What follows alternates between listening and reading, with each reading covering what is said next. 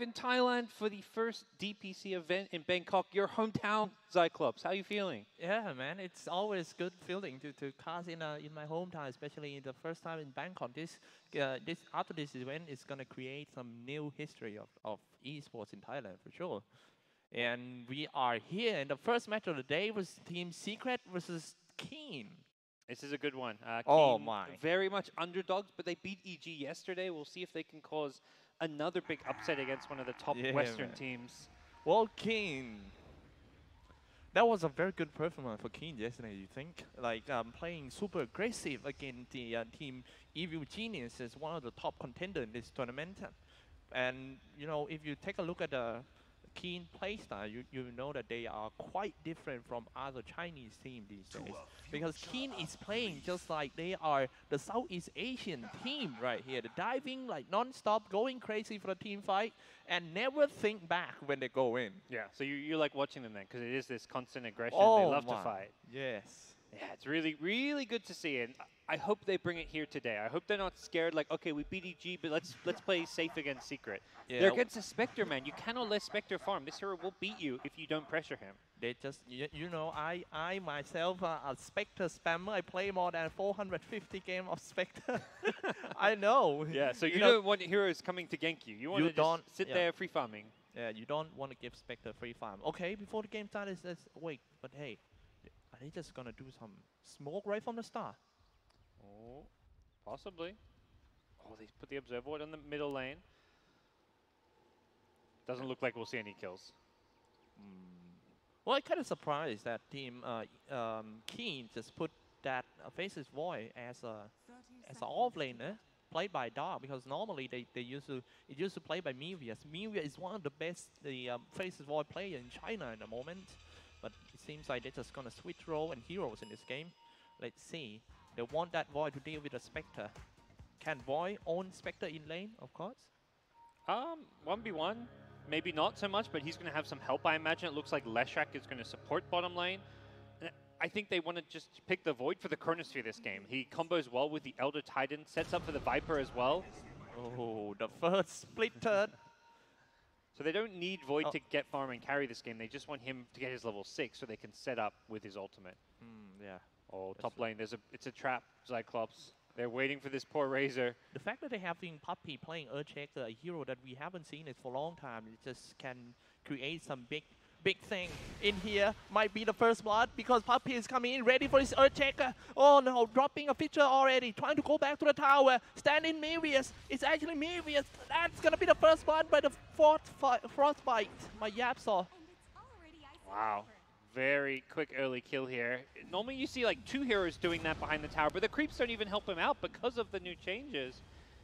They're leaving Ace solo bottom, but getting a first blood and pressuring the Razor very early on. That's quite interesting because a Spectre is not a hero that you could left behind. You know, he always needs support just to, you know, come in and trying to help him sort enemy out so he can just get the some last hit. That's where this is surprising, but it completely caught King Gaming off guard, I think. They were not expecting this. They were expecting support's bottom like, to help the Spectre, but instead, bottom lane, there's some action happen. Once again, Spitter just going to connect. Ace eats the first angle in this game, and he's trying to stay alive at around 30% HP. I like the lanes, though, for King Gaming. Even though they give up the first blood, it looks like all 3 lanes should be pretty good for them. Visage does not lane very well against the Viper. Puppey in the middle, very nice using the Vision in order to block the way for team, for Chai to go back to the higher ground. The courier is on the higher ground and about to send him some items. He's going to be fine on that. He's going to miss some experience and last hits, though, in the middle lane. And the bottom lane, once again, it seems like Keen Gaming just put a lot of pressures on that A. He's trying to go into the tree line, jumping on him. One hit away, and boy, got him. Tower shooting on Dark, but he's going to be fine. Get out of there. Leshrac got a little bit low there on the retreat, but they get the kill. Problem is you use a lot of health and mana. Ace can TP back in, and now this lane gets a lot easier for him to farm once the Leshrac isn't there anymore. I'm kind of surprised that they put that Yapster to play a bit passive. Oh, in the middle, nice using the Earthshaker Fist to block. Everyone needs to be careful. Once again, dropping quite low, but he's just going to be fine. I think teleport away, already pop up the Fairy Fire. So Surprised to see him TP home there. He brings mid one so low. One of the weakest pass-up Visage is you only have 10% magic resistance. So against a hero like Viper with lots of magic damage, once you lose your cloak, your passive, you get brought down very fast. Well, once again, it seems like that Earthshaker and Crystal Maiden is not going to stop ganking at all. Puppey roaming around with his Fitter block. Yeah. Tango's out, so yeah, we'll be okay. Putting a lot of pressure in the early game because before the game start, we talked about how they're going to play in this game for Keen. We thought that Keen is going to be the one attack on Team Secret, but it seems like Secret is playing even more aggressive than Keen at the moment. Yeah, just using all of these early fissure blocks to put pressure on. Oh, now it's going to become 2-2 with the bomb lane, roaming in for Puppey to save his hard carry. Finally, someone comes to save Ace. Yeah, but Ace, even alone, he's still got 10 CS. He's actually not last hitting all too terribly. So as long as he's getting some CS here, he can hit level 6 and then start catching up by getting kills using his ultimate. Split third once again. It's just going to connect, dropping so low once again for that Ace. And that's going to be an easy kill for Team Keen. Is that the weakness of Spectre? We thought, because he's so weak in the lane in the early phase. And we're seeing it here. He is getting bullied a lot. And Void is free farming. So yes, Void is being played in the off lane, but he can play more like a carry this game. He's already got his Ring of Aquila. He's very farmed, and this lane is going very well for him. Same with the Razor at top. Both kind of side lane carries doing well, even if the Viper is not. But Viper's a hero you don't need to have free farming. Viper's not going to carry this game. It's more the Void and the Razor. Yeah, man. Viper is kind of passive hero. He's a good lane controller, but when it comes to a aggressive play style like he loves to play, I wonder if Viper will suit that mobility. Yeah. I like seeing the Razor picked up. This is finally like a team answering the Doom. We keep seeing these offlane Dooms just having a great game, not really being dealt with in the lane stage, but Razor seems like one of the heroes better equipped to countering him. Yeah, none of the teams is there enough to pick a Razor in this latest patch. It seems to be out in 7.14 or something.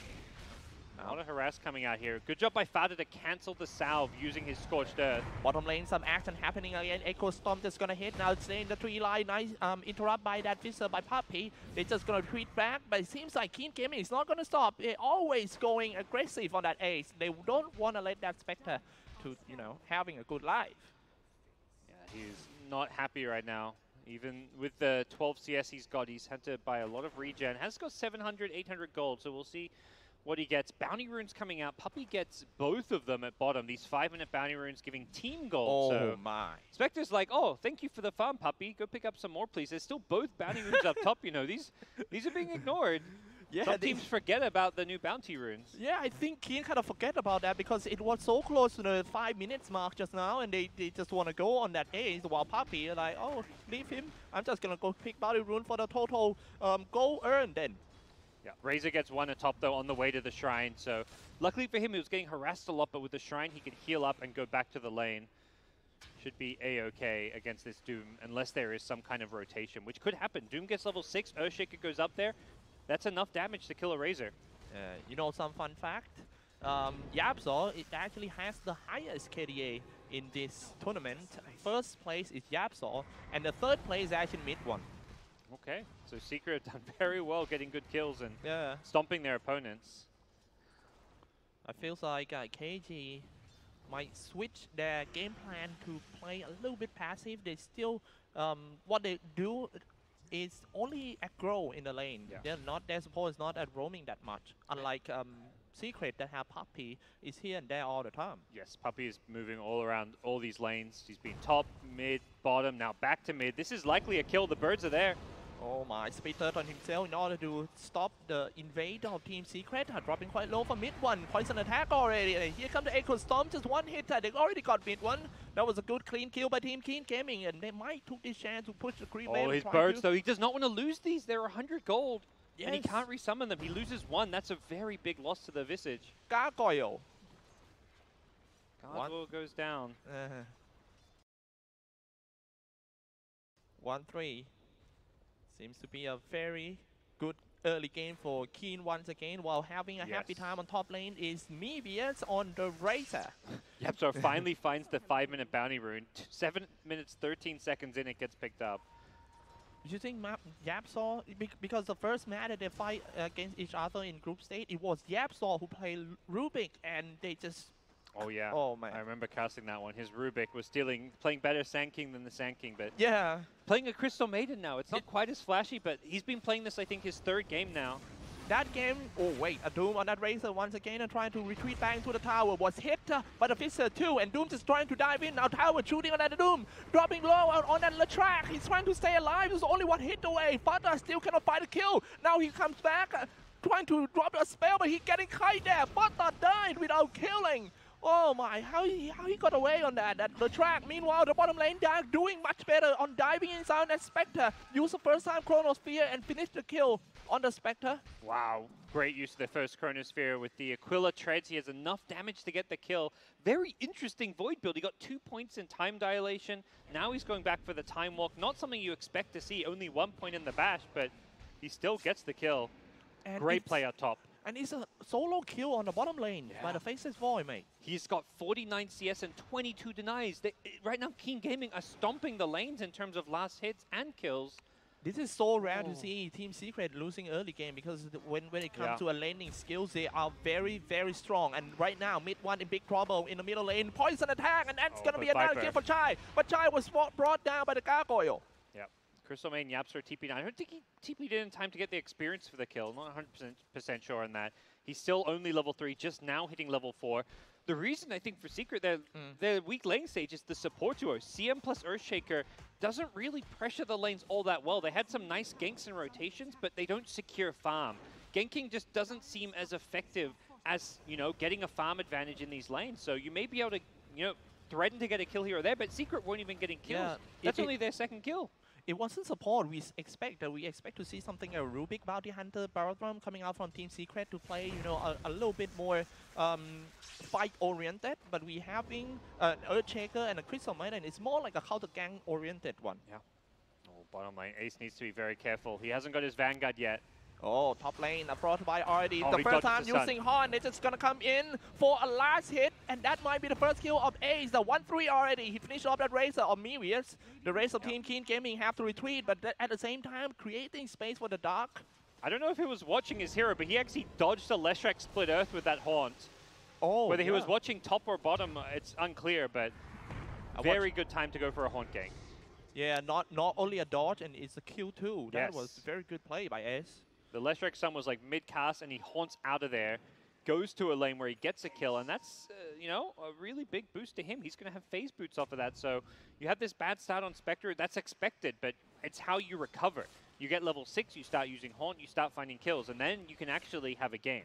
Man, Fata stays behind the tower. Spectre, he's just going to need around like 20 minutes to operate in this game.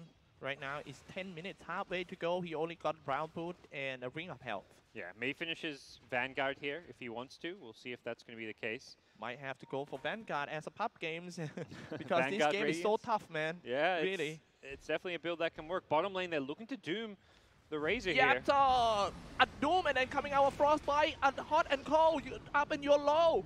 No, and then he's dead. Mute that. It seems like whenever you put a Doom on a Razor, he can't do anything. No, he's just gone. If there's any slow and setup there, and Fata had the clap from the Hellbear. Nice block in the middle, the Fissure in order to block the way. Can Viper get away? Not I don't think so, but oh, suddenly a wild Chronosphere happens. However, they lose the Viper, but look at that Dark coming in. He might get a double kill on mid one. Mid one going to the 3-liner, ready to shoot the Soul Assumption with 3 charges. But no, coming in once again for that Leshrac. Just go all in for that Diabolic Edict and give a double kill to that Dark. But he also sacrificed himself. He about to get caught, dropping a Fissure, but no Frostbite follow. Echo Stomp. Man, Dark is playing so well in the Faceless Void. He's just in every lane, using Chronosphere very effectively. He won his lane. He's 5.6k net worth. He's so fun. He almost has the Shadow Blade already. Oh my goodness. He's doing insanely well. I don't know about the skill build. He's still leveling up time dilation over stun, but you know, it's working out. I definitely cannot question his play. Even if I think it's a totally new, bizarre skill build coming out. I'd like to see him go more carry, but that's what the Shadow Blade gives him. Doom coming back in the bottom lane and the kill just like that. Yapsaw just walk in and use the freezing field right in your face though. Yeah, that freezing field. A great early game killing tool, and a hero like Razor has no way to cancel it. Wait, a Spectre went for a Hood Defiance. Okay, I like this better than the Vanguard. There is all this magic damage on the other side, so this is actually going to give more survivability than the Vanguard. So getting Hood into some kind of damage item now makes a lot of sense. Yuna actually, normally Yuna always go for Sand King stuff.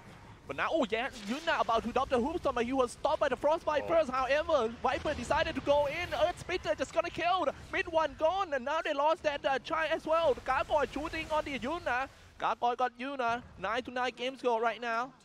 Space created for Spectre somewhere in the map. Nope, Spectre in the middle, and he got some gold experience out of that team fight. He got around 700 gold in his pocket with a power trade and Hood Defiance. Yeah, getting the last hit on the kill, and he's very tanky right now with this build of his. The Treads Hood, he's got a Blade Mail queued up. He wants to get even more tanky. Very difficult to kill him. We'll see what Dark can do next. His Void has been the key hero this game. Has got a Shadow Blade, and we'll have Chronosphere back up in a couple of seconds. Oh, wait. They see him. Might get caught. He gone with a Shadow Blade. Now he's become a ninja, so face that's Void. Yep, that sentry placed there will de-ward as well, so. Here and there, yep. My question is, can Spectre, Spectre when it comes to late game, in my experience, I feel like Spectre is not a hero with a good stats in late game. So many times that Spectre having problem fighting against all the hero with a great stat, a total no carry like Faces Void and a Troll Warlord, something like that. Slack as well. Yeah, Spectre gets very survivable, particularly with late game with the talents. You get plus 500 health at level 20, you get plus 8 all stats, but your damage output and your ability to fight like one-on-one against a right-clicking carry is not always that great. It always kind of, like, you know, you rely a lot more on your dispersion. Yep, Saw trying to reward. Ace is outside the corner. Just behind the mid-tier 1 tower. Ace is going to get away with the Spectral Dagger. He's on the high ground now. Doesn't have a horn, so they might have to let go the tower. Dark is on the tower, along with the trap. Now coming from behind, and a Doom on that Viper. He's just gonna stand. He should be fine because of the corrosive skin flying away for that Viper. Infernal Blade once again. Fata slashed him all off, and Ace just finished off that KG. Ooh, 2 down for Team Keen Gaming, and it seems like Faces Void just have to run away. Top lane, mid one also pushed the tower. Yeah, he took the tier 2 tower. Very well done by Secret. They split up the map. They take the top tower while they take a fight in mid lane. That's good for them. They know there's no Chronosphere, and with Chronosphere down, King Gaming probably needed to just back off there and not force a fight. Their Viper and their Razor actually struggling now. Razor was free farming and having a great lane, but since the good lane, he's 0 and 4. He's died 3 times after the laning stage, once before it. They have to do something with the Doom, because that Doom is a key. Whoever he Doom at, they are Doom. Right now, Secret seem to be pulling away. It's only Void who's having a good game on the Dire side. The supports have had a good impact as well, but does seem like the Spectre has had enough space and free farm this game. Now he will not be the prey anymore for the Spectre. He's getting tanky in physical and magical. And because he's on the way to a Blade Mail. Yeah. He's very tanky. Hey, look at that. Can they kill him? With no Chronosphere. Just bash is enough. I'm bad loss, bro. Now here we go. Echo Storm, Plasma Fields, all the stuff. Maybe a static limb will be a great idea. Killing spree streak ended, and Dark finished him off. Yeah, nicely played. The Spectre going down. That was a key kill. He did buy his Blade Mail before he died, though. So Spectre, I believe, did not lose all too much gold. Oh, he bought it before. Blade Mail. Yeah. It's there. Now next one is going to be a Radiance. Looks like that. I like that build. You get very tanky early on, and you can actually team fight because of how survivable you are, and then you go back for that good AoE damage item. Yeah, the item build is very important when you play a Spectre, or whether you're going to go for like a Phase Wood, Ring of Quila, maybe having a little of aura and then just go straight to a Radiance if your game is good enough. But if you're struggling in this such a hard game that everyone is hunting for you, looking for you, just like you are the fugitive, you might have to go for some basic defensive items like Blade Mail increasing armor and a Hood Defiance to decrease the magic damage. The mistake is often that you expect their players get the Radiance too fast. That's going to take him a lot of time to go for Radiance. It should be around like 30 minutes Radiance or something. Yes. It's definitely going to be a much later Radiance, but you're okay with that if you're Secret because your Spectre can at least still team fight. You're getting these tanky items not just to sit there and farm with them. You can actually use Haunt and play around your teammates as a damage sponge. You can just go in, Haunt, pop your Blade Mail, and they can't really attack you. Yeah, that's true. Because they're kind of scared of the dispersion. Yep. And the game is just, well, let's talk about how team Keen Gaming divide that game into a phase. They are a 3-phase team, which is consists of first phase, team fight, farm, and team fight, and end game. And now it seems like it's entering that second phase as a farming phase for Team Keen Gaming. Yeah, they want to finish like the BKB on the Razor. The Viper has a BKB queued up. Dark has his Ag Scepter. It seems like they've done enough fighting that they want to go back and get some of these key items, but it may be Secret who want to take fights now themselves. They've got a Blink Dagger on Doom. A really unconventional first pick by Team Keen Gaming, going with this guy. Oh, Chronosphere comes out already. It's gonna be a Doom, follow up with a Earth Splitter. Doom gone real quick, so no Doom in this team fight. It's time to go in. Haunt finally, and he's just gonna Haunt here, Haunt there, Haunt everywhere for the Spectre. Keep on slashing, but he doesn't have enough damage. He died because of the storm. You can't stand in the storm like that. Eye of the storm, mate. The tower shooting on every one of Team Keen Gaming, but it seems like he doesn't do enough damage. Going straight for that Visage, hoping for the badge, but Visage. He doesn't get the bashes because he hasn't leveled it up, but this max time dilation is giving them team fight. They use all their spells on a Doom, but the time dilation means the Visage. He doesn't get to cast any spells in the team fight because of the time dilation. Once he uses one Grave Chill, he doesn't get to cast any more. Crystal Maiden, Earthshaker, you know, you throw one Fissure, one Frostbite, and you get hit by time dilation. Team fight is over for you. That's a very good point, you know, but the fact that he only add time lock level 2, but the bat is coming out all the time, man. This guy could guy could win Lotto easily. And it's really nice playing around the Chronosphere because they have like Elder Titan, they have the Visage, sorry, not the Visage, the Viper with the poison attack and the Nether Toxin, so he can throw extra damage into the Chronosphere. Plenty of heroes to actually help him out that he doesn't need the bashes as much. Puppy took so long to get his first Blink Dagger. He still need around like 400, 500 gold on it. And he doesn't have anything else but a Brown Boot, Infused Raindrop, and a Mango. Into Roshan, but Leshrac knows he's nearby with a stun, ready to go.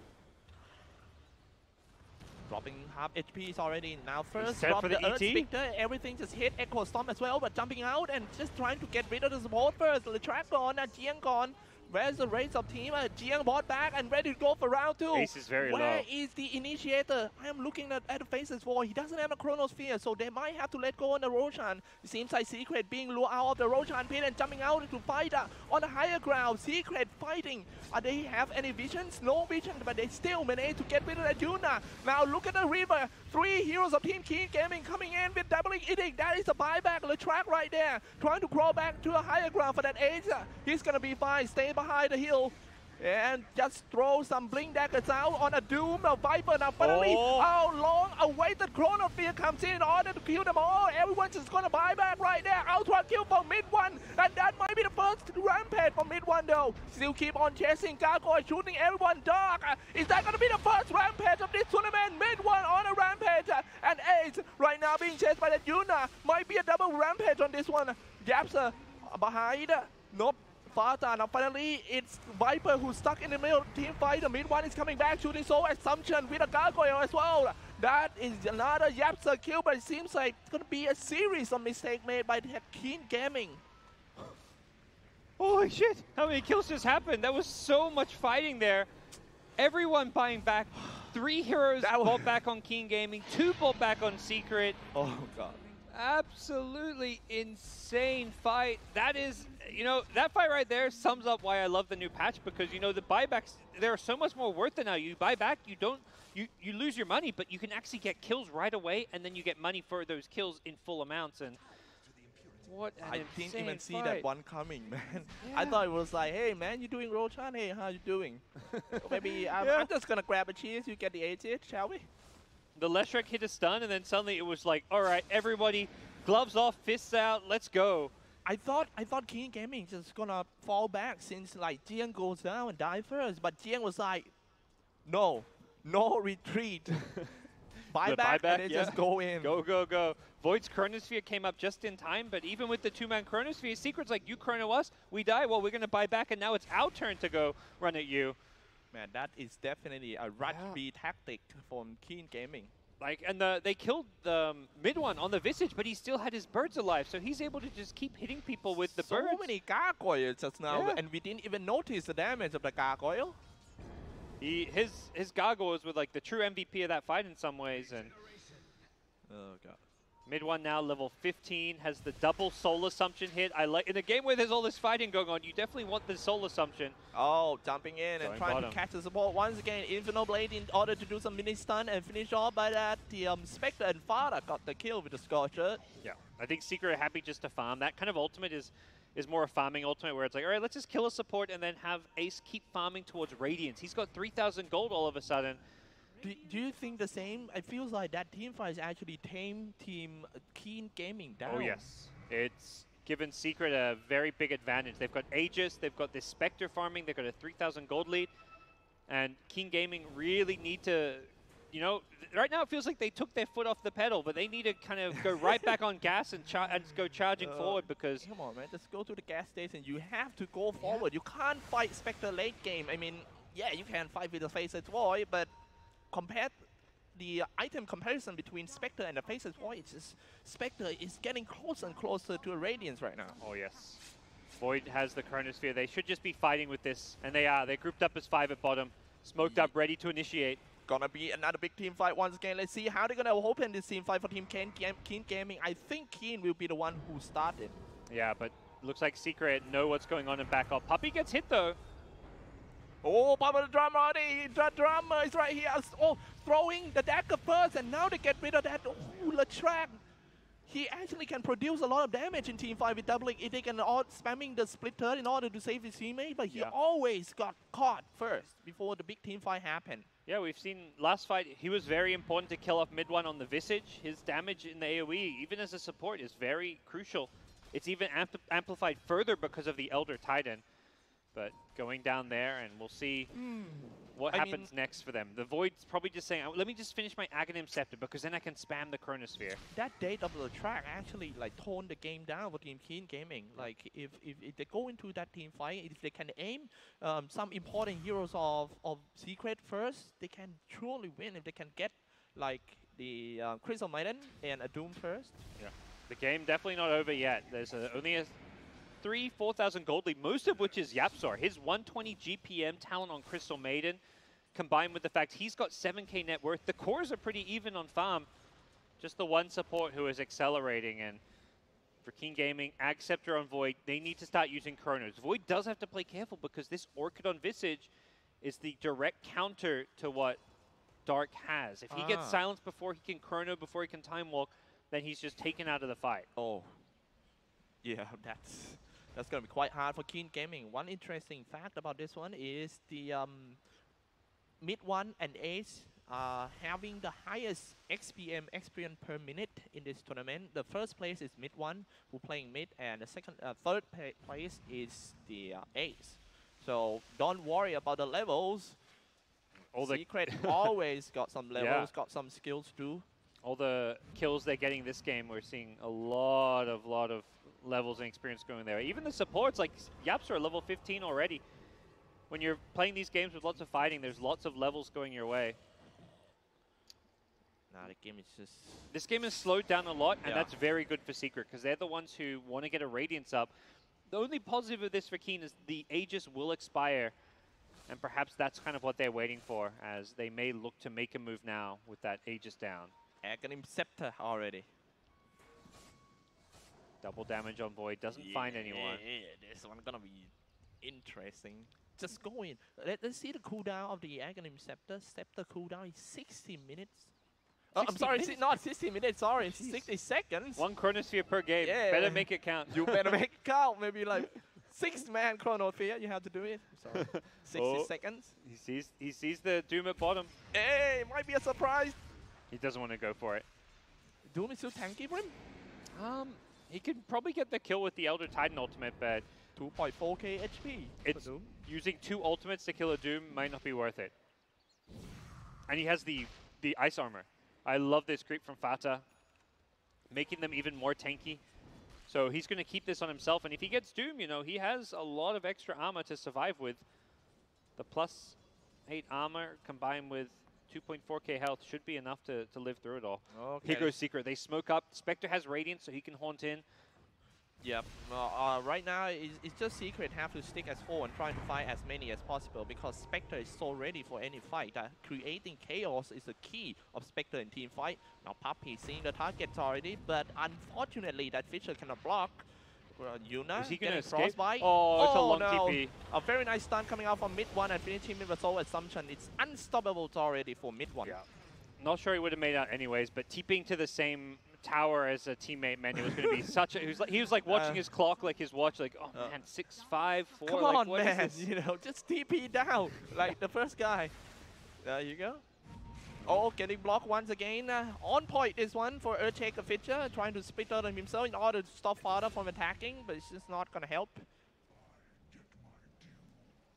I think Secret should be able to take a few towers here. They've done all this without having to bring in Spectre, which means Ace has just been farming up top.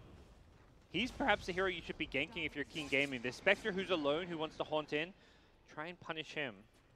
Man, talking about the TP just now, the same tower is like the guy waiting for the toilet. Come on, man. Finish this quick. I need to TP down too. Faces Void.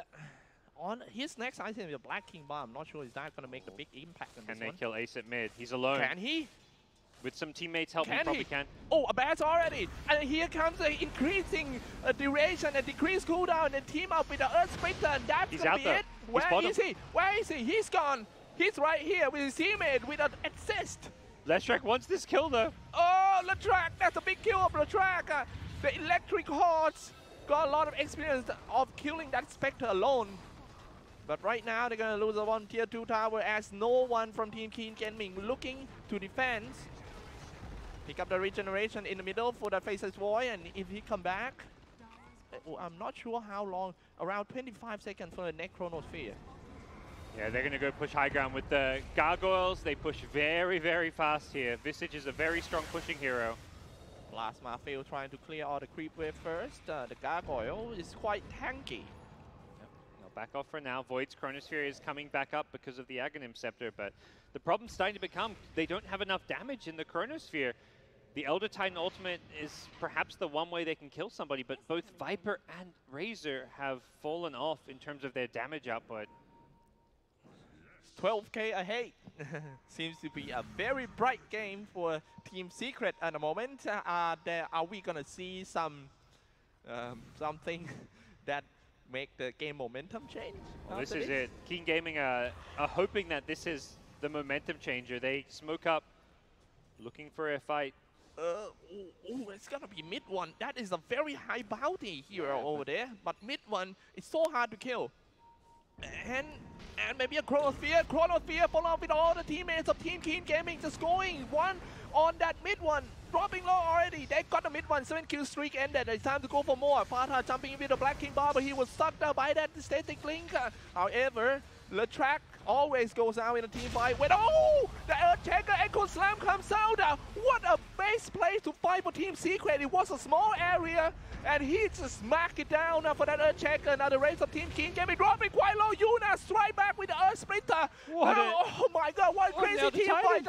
I thought it's going to be an awesome fight for Team Secret, but Yuna refills it. Wow.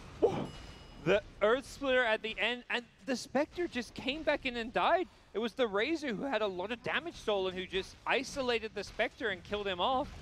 Now it was 2,000 damage from the Razor, and that was almost all killing the Spectre.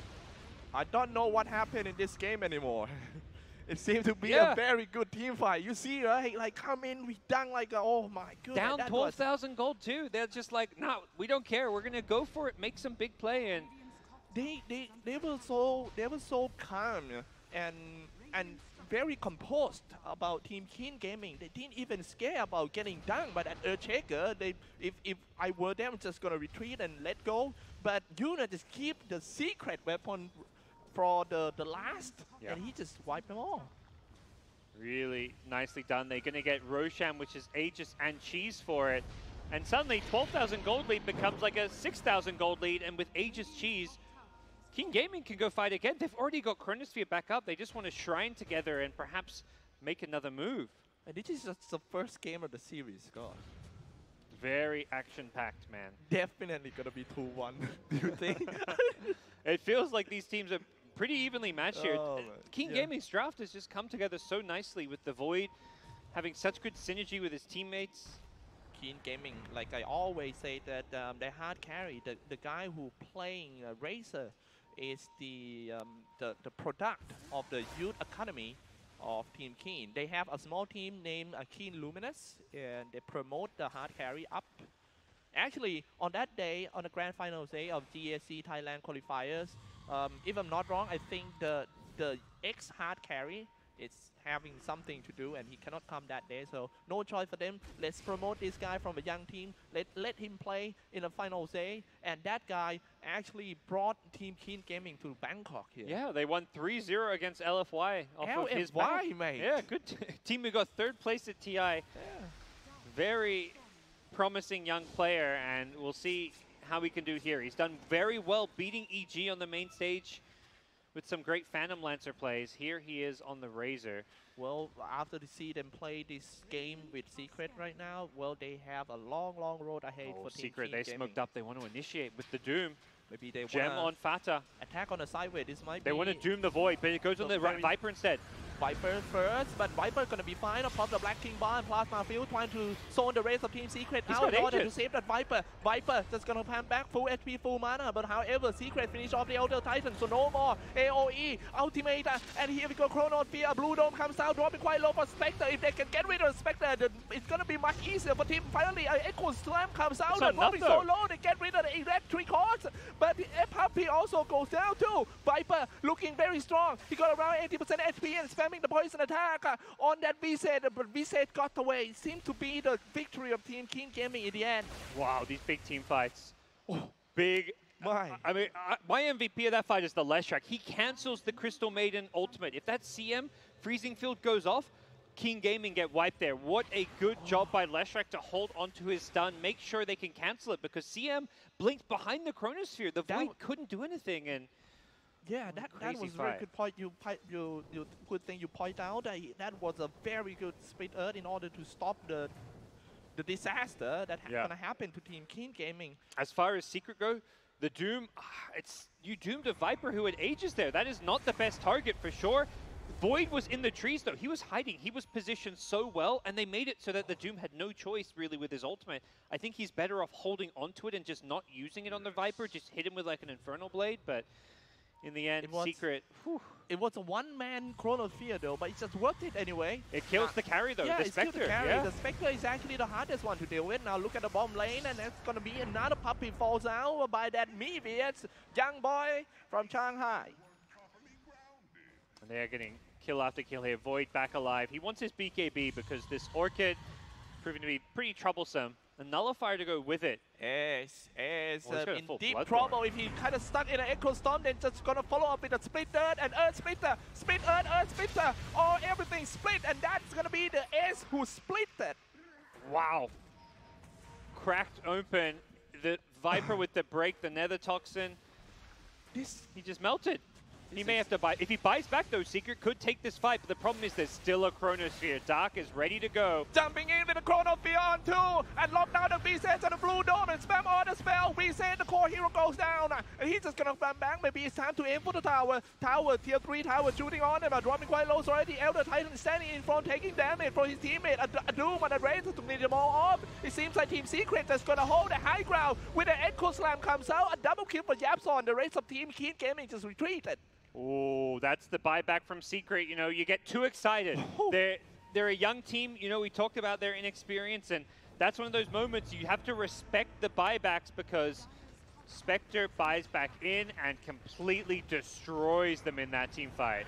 Now when it comes to the important the moments center like stun. this, I think experience is very important because this is the first LAN of Team Keen Gaming. Yes. First LAN ever. They even asked for the staff to change the language of the window into a Chinese. Tier 3 tower up top goes down. And he's just gonna jump in, maybe Puppy. They may go for the racks here. There's no buyback on Viper or Leshrac. This is not looking good for Keen. With an Infernal Blade and popping the Chivas guards already going for the barracks.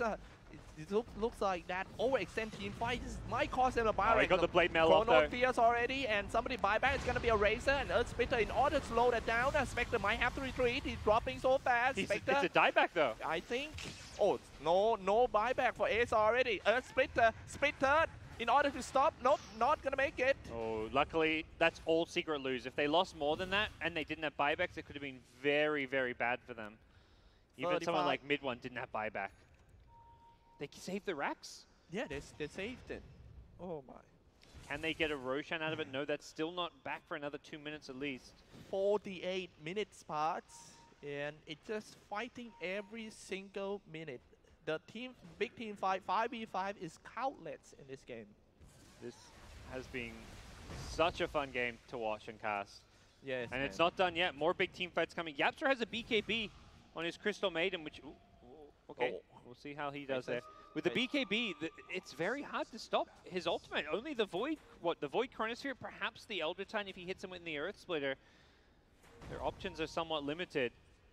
Dark may have to just try and deal with this Crystal Maiden, or they have to run away when that freezing field is thrown out. All right. And they're just going to attack on the bottom lane once again. Let's see how they're going to approach this one. I don't think they have any visions. Oh, and they dropped the Observer Ward, but very well prepared by Secret. They dropped the Sentry Ward before. And that's just going to go straight for the tower, but none of the Secret just going to go, already destroyed the ward from the Black King by in order just to get rid of the bottom tier 1 tower. Now they started to attack on that Fada. Fada also popped the Black King by in order to walk back. Spectre's about to respawn. You do not want to get caught. I like how the game is just broken up by some disco music. Yeah. Lestric's like, all right, guys, let's chill, you know. I kind of like the BGM of this GESC tournament. They have like a 80s disco music all the time in the waiting. So yeah, it's like this tense tournament. You know, everyone's stressed out. They're probably sweating on the stage. And instead of going for the epic music, you know. Yeah. So I'm pretty sure they all the 80 guys in the chat would be happy for that, having Rick Roll back at home. What next for Keen Gaming? The Void has a BKB, so he doesn't die in the silence, but he could get nullified, which means he doesn't get to use his BKB. He has to be very quick about using it.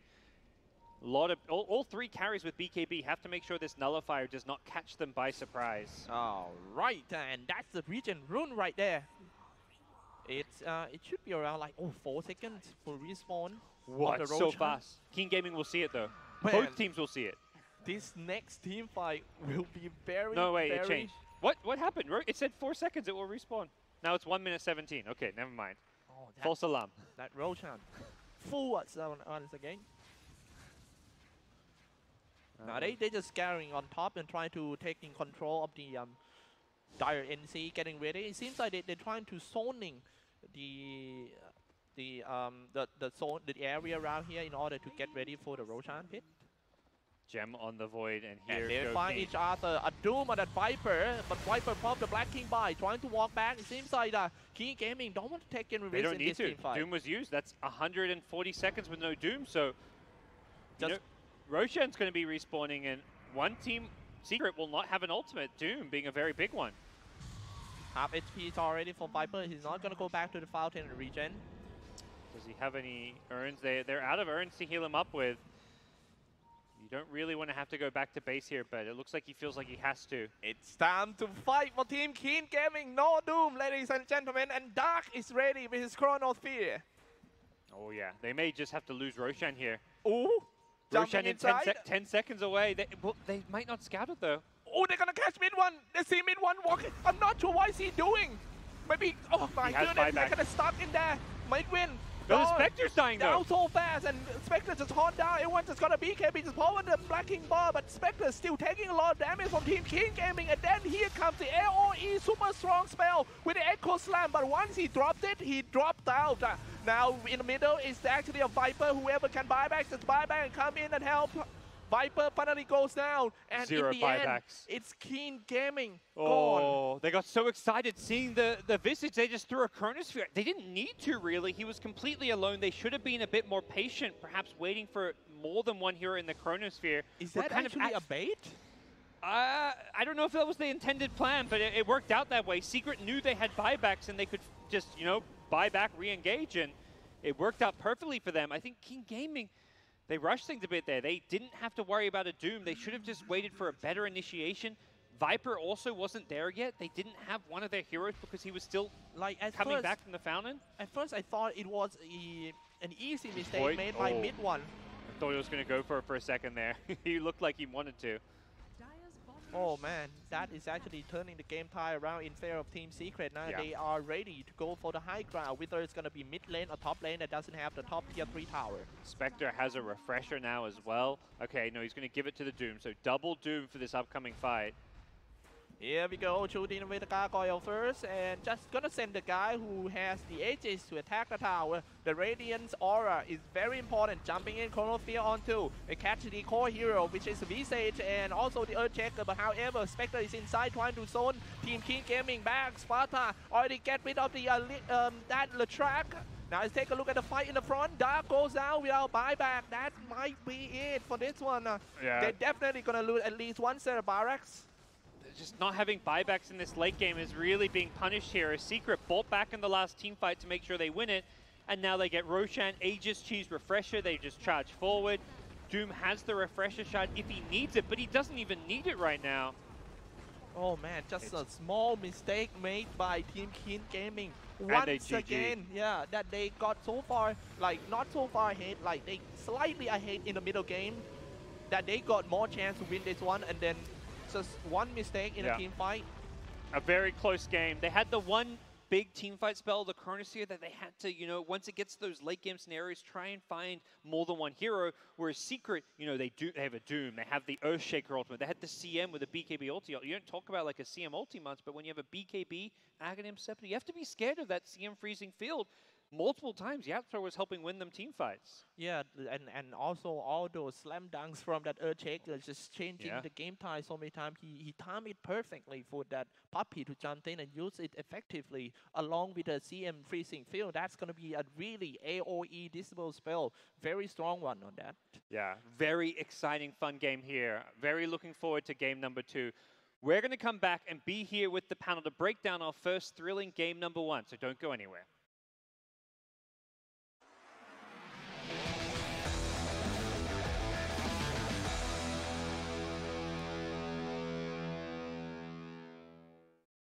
The ประเทศไทยกำลังเปลี่ยนสู่สังคมยุคดิจิตอลด้วย True Super Speed Fiber ใหม่รองรับความเร็วสูงสุด 10 กิกด้วยโครงข่ายที่จะครอบคลุมกว่า 10 ล้านครัวเรือน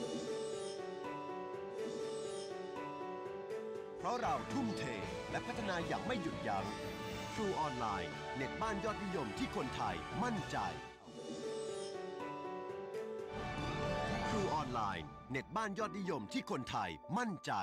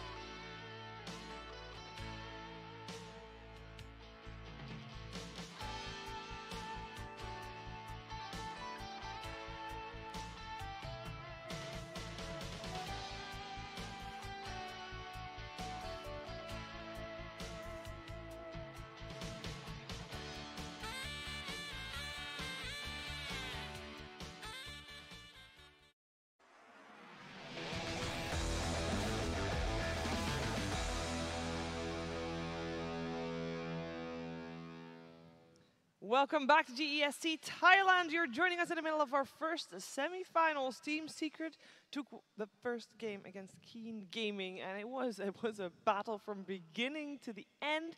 And I want to start, Nahaz, Perchkant. Nahaz, we had a little bit of a discussion before in the pre-show about Crystal Maiden as a position 4. I think Yapsor kind of made a case with more hero damage than his mid visage. That CM was unreal. I'm going to let Scant take that one in a second, because he has been telling me all event long that he believes in the 4-position CM, and it absolutely showed in this game.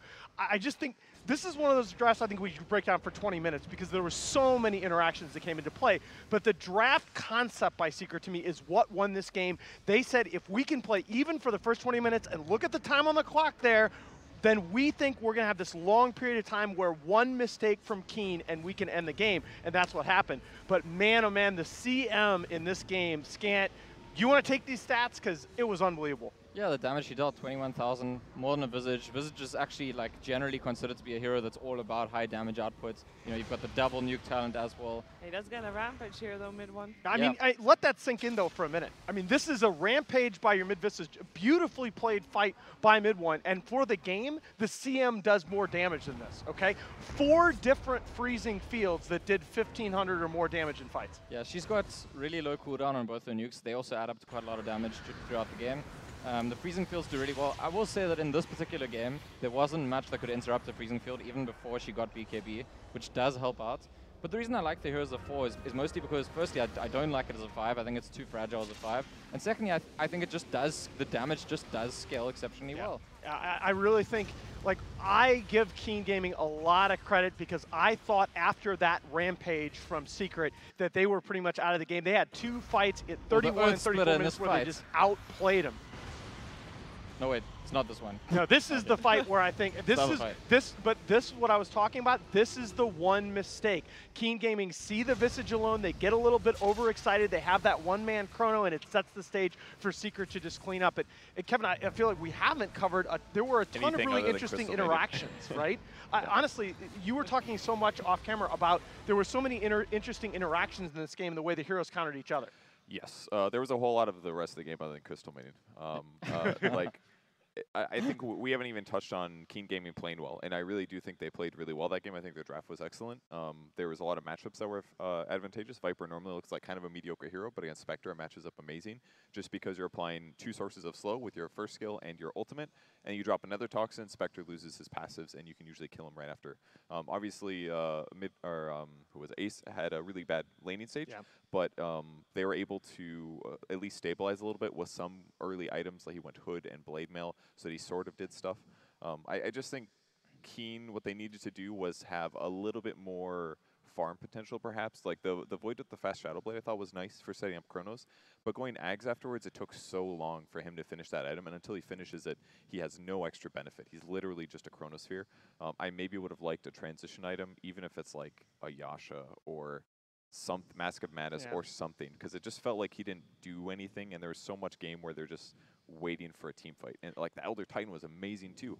More magic amp that combos with the Nether Toxin, and they really had a good draft against Secret. I think if they didn't throw that one huge fight by the Roche Pit, everything could have been okay with them, or maybe if they had more farm potential. So the thing is that the fight at the Roche Pit had a lot to do with the fact that it started, and for the first 15 seconds of the fight, there was no Chronosphere up.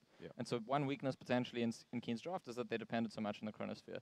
And so that's kind of the cost that you pay. They picked the Elder Titan to deal with the tanky heroes, but Elder Titan doesn't have that nice, neat, direct control. They picked the Viper to deal with the Spectre, but Viper's got no control. And so you end up just completely depending on the Chronosphere. And it's funny because we'd tell a different story. If Keen won the game, we'd say such great picks, counters the Spectre, counters the Doom. But I wanted to give you credit for that, though, because you really liked Keen's draft, and I actually agreed with you. I thought there were a lot of really clever things that countered the heroes of Secret, but one of the things that made up for it is Secret had, you mentioned the early laning phase for Ace, okay? They had this really interesting decision by Secret to start in a very short aggro tri-lane where they got the first blood behind the tower, which you can do partially because the creep wave's no longer aggro, and then they played like 3 waves top. Ace was getting destroyed, they TP'd bottom, but what happened was that got Doom off to a decent start against the Razor, and then it was one mistake where Razor blew a salve, and all of a sudden, Doom is doing okay in that 1v1 lane where ordinarily he's just getting destroyed. Yeah, I think, I just, to go back to the Chronosphere quickly, I think that at the end of the game, we were talking about who needs to be chronoed, and there were just too many heroes that needed to be chronoed. And that's always a sign, like, you need someone else other than the chrono. Keen in their drafts yesterday, that's what they had. They had a Tusk, or they had a Doom, they had someone else that can control enemies. And so if I want to see one adjustment going to the next draft, I would like them to have 2 heroes to do control instead of just 1. Yeah, I would partially agree with that. I think the smartest thing Secret did that game, in my opinion, was Fada always doing Viper. Because if you just prevent Viper from casting spells right now, he's actually a really crappy hero. He doesn't have any right click. He doesn't have bonus damage like he did before with Nether Toxin, so he actually just sits around and tries to stay alive until he can actually slow. When he wasn't doomed and he's got Nether Toxin and Poison Attack and his ultimate, then he actually can control the fight. That was all the times that mid one died super easily, was getting a little bit of slowed Nether Toxin, and they right-click him down. So they had to either have Chronosphere or they had to have Viper not get doomed or be there to initiate and help with the and his damage output's crazy. I mean, we're talking about Crystal Maiden did more than Visage. The Viper did even more than Crystal Maiden, right? And that's just with attacking and Nether Toxin, right? So definitely, dooming it just negates that. And again, we talked so much before about Fata being that key player in the team right now, and I think that translates into this game too. And Doom just being an amazing hero, right? I think he's the best hero in the game. There are just so many little technical points you saw in that first nugget with the Void putting 2 points in time dilation early, which is extremely unusual, but recognizing how Secret was playing, that 2 points in time dilation between the additional effect and then the cooldowns, it makes the difference between that CM Earthshaker duo being able to get off multiple spells during a gank and not. I actually thought that was pretty clever in a laning phase that Secret was playing very much aggressively. I thought it was okay, but I don't like the fact that he went 4-4-1 while also skipping so many damage items. The subsequent skills. I'd have to watch the replay to see if it really mattered, but I do feel like his early game, his mid-game presence didn't feel as hard outside of Chronosphere. Now, this entire game, it was a brawl. It was fighting all the time. And it seemed like all fights were decided by buybacks from whichever teams used the buybacks most cleverly. And obviously, in the end, it was Secret that used it best. Is that something that comes from experience? I think it's something that comes from the last couple of patches. Remember, they changed the scaling on the buyback cost. We felt that in Jakarta, where buybacks became more expensive late, and we saw a couple cores get caught without buybacks. But they've also changed how buyback scales with level, all right? And so the buyback costs they start ramping up much later than before, and you're seeing these mid-game fights won by buybacks fairly consistently in high-level play now. Yeah, I would also argue that it was smart for them to buy Ags on Void to get the Chronosphere cooldown down. But 60 seconds is still way too long if people are buying back. Because even if you get that 1 kill, that's it for the fight. 60 seconds is a lot of time. I just feel like it's not a huge cost. Like in the past, we'd say if a team won a fight but it cost them 2 buybacks, we'd say, well, it's kind of even trade. Now I think you use 2 buybacks, you win a fight, that's a win that you won that fight. We did see a Slark earlier this tournament where the Slark had 3,600 gold buyback, though. That is very expensive. That's the thing. The scaling is much steeper but later, right? When you start hitting the mid-20s, buyback costs ramp up quite a bit, and with net worth especially. That's really what meant the Slark's buyback was that big. All right, so we liked Keen's draft. Obviously, Secret won the game, so but plus points for both teams, but Secret got that one game up now. Game 2, what adjustments are we going to see? I guess that's the first one right there. Doom on the side of Keen this time. I think Keen had an idea. I think Keen planned in Game 1 to give away Doom first pick, and they thought they were going to counter it with Elder Titan. And I think you're seeing the same thing from Secret. The question remains, can anybody beat this hero? I already like this draft more because with the Doom in the offlane. One hero. I mean, like, I liked Keen's draft, but the one adjustment I want them to make is to have 2 heroes producing control, and you're going to have that when you have a Doom on your team. Kind of curious what Secret's plan will be to defeat it. I think Doom was one of the biggest heroes that we saw yesterday, so I think both teams are going to go into this expecting something. And I think what was really clear about the previous game is that damage amplifiers are a great way to take a tanky hero that with some items. I mean, like, at his base, Doom has always been tanky, but he hasn't been, like, the tanky god. But players putting, like, Crimson Guard and Pipe on him makes it that way. But if you throw a damage amplifier there, it really nullifies a lot of those items. The one thing I'll say is we had this debate early on in the tournament where people were saying, I think it's Kyle was saying, does AA counter Slark, does Slark counter AA?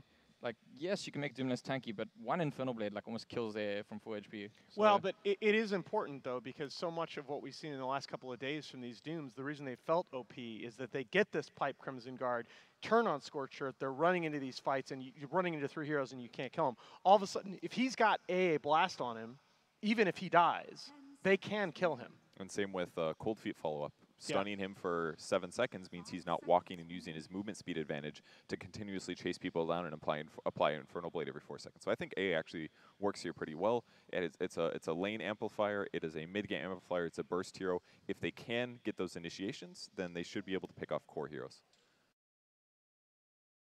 I think that in the laning stage, Doom +1 against AA +1, I'm pretty happy to have that Doom lane. Like, you just go and right-click that AA. Yeah, that's definitely the one weakness, is that in dual lanes, A is not quite as strong. He'll have to be paired with somebody that is effective against this. I wonder if we'll see, I saw some teams experimenting with CK. I think it was Secret that did that. I think they went A plus CK. As a partial Doom solution. Minus armor is good. It's a guaranteed stun follow-up, so that you can get 2 stuns on the target. Could be one of their solutions to make the A feel better. Yeah, and if you threaten to kill the Doom pretty quickly, then he doesn't get that much regen from the Scorched Earth. And remember, Secret went back to Ace's Chaos Knight in at least one of the group phase matches. Looked pretty good. Yeah, I think it's an okay solution there, for sure. What are the second phase bans telling us about where the teams want to go with this? Lifestealer just wrecks both of Secret's heroes already, so I think that's nothing weird about that one. On the other hand, a Ember Spirit and a Gyrocopter. They kind of respect ban the Ember last game as well. Yeah, they did. The Ember's clearly a respect ban. The Gyro ban is less clear to me, honestly. Well, it's we were talking about how they need to have a very strong core laner, because otherwise they might struggle against Doom +1. And Gyro can threaten, especially if the Nyx comes in, you threaten kills all the time. Gyro with the Rocket Barrage is one of the few heroes that Doom really has to worry about running at. And even like Homing Missile as a 1-point skill that guarantees a Cold Feet setup is really valuable. We didn't talk about it in the first ban phase, but it's very interesting that Secret banned the Void now and not the PL. Last game they banned the PL, and this time they just respect for the fact that maybe they were thinking that the Void is only carry, because I don't think the Darks played it yet in this tournament before last game. Careful, because I think you might see PL get bent right now. It might be, but either way. Okay. The point is that they prioritized the Void in the first phase. Last time they banned the PL in the first phase.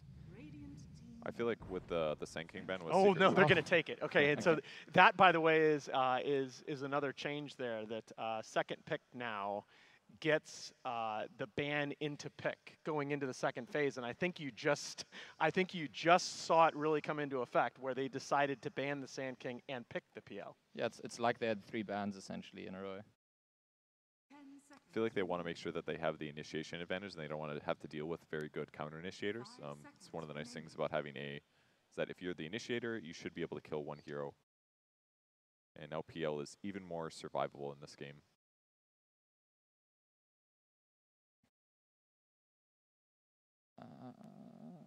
Yep. Important to note also that Secret do run Phantom Lancer on both their cores. Evenly split in the last 4 patches between Ace and Mid 1. Yeah, it's going to be matchup dependent, probably. I feel like you don't want to put it against Doom in the laning stage, though, in almost all cases, because most people just abuse Phantom Rush anyways to guarantee last hits and harass. And every time you do that, Doom's going to slap you back and be like, thanks for running to me, I guess. I guess you can doppelgang it off is one benefit, but the cooldowns almost match up. I'd be fine with the PL being against the Doom if they're gonna have like tri-lane presence, if they're gonna have the AA and the Nyx coming in as well for kills. You can threaten those kills. It just doesn't feel worth it though, especially against like a Bane and a Doom. It's not gonna be easy to kill those guys if they're the dual off lane. So I think they just put PL mid and rely on him as they're carrying the mid game, and then just adjust the other lanes as needed. Sure. Keen taking very long on this pick. Yeah. Yeah, I think I think their eyes may have gotten a little big when they saw the Sand King and the PL ban through him. Okay. Brew is a hero. I do like him a lot. He's very good at team fighting. His laning stage is pretty good. The problems are that in the really late game, he is not so good at impacting team fights in a super positive way, because everybody's got BKB, so almost everything he does doesn't end up impacting well. I just want to say we said that they might have lacked a little bit of team fight control last game, and they've got like 3 heroes that produce control now. So definitely aware of that, I think. It's definitely a partial substitution for Void Chronosphere, you could argue. I want to know, with the Brew and the Doom both on board, where are we going in terms of core versus support? Does this push the Doom back into the support Doom? Yeah, does this push back the Doom as the 4, or are we going to see a Brew? I mean, Brew Dark mid is their Brew player. I feel like Brew mid is going to be more than fine against a PL especially if they go standard skill builds, Bruce, you're going to have just a big advantage there. You're going to have a passive that evades. You're going to have an AoE nuke that allows you to harass and get last hits. You can put Drunken Haze on him as well to limit his last hitting ability. And once you split, you're going to be able to use the Dispel AoE that should do bonus damage to PL illusions. So at early and mid stages of the game, it should just clear the board, and you should be able to catch the real PL. Yeah, it's just interesting to me because of the recent roster swap, we don't necessarily know all of Keen's hero pools, and if you just go by past data, Dark is both their Brew and their Doom player. Yeah, I think they might be thinking AA is going to make it hard for Doom to tank up, so why don't we just put him in forward position? Okay. It's also a really tough game for AA against Brew. If Brew ever jumps on AA is dead. He does. Brew does have to worry a little bit about things like Nyx Assassin combos. It's a good chance he gets killed there. Playing Brew against DP is not very fun because if he silences you at the right time, then you are very often going to be screwed. Although once he picks up his not Lotus Orb, what's that new item? Not used to these new words. Aeon Disc? Aeon Disc, yeah. Once he picks up his Aeon Disc, he should be covered there. That's another, I think it's both the core picks from Secret or cores that Keen might have wanted. So yes, exactly. That's that's why I kind of sighed a little bit when I saw the DP pick. And I feel, I guess with the Doom and the Brew, you kind of need something a little harder carry oriented. That's okay. I think their opening is fine. They're still pretty flexible here. I'd maybe like to see a Tusk as second support for Keen. I feel like you can take the Brew and put him in like mid and have him be I think, maybe not against Death Prophet. I don't like that. Yeah. Okay, so their next core is going to be another tanky strength hero. Does that make Timber the pick for Secret? We are looking for a Fata hero.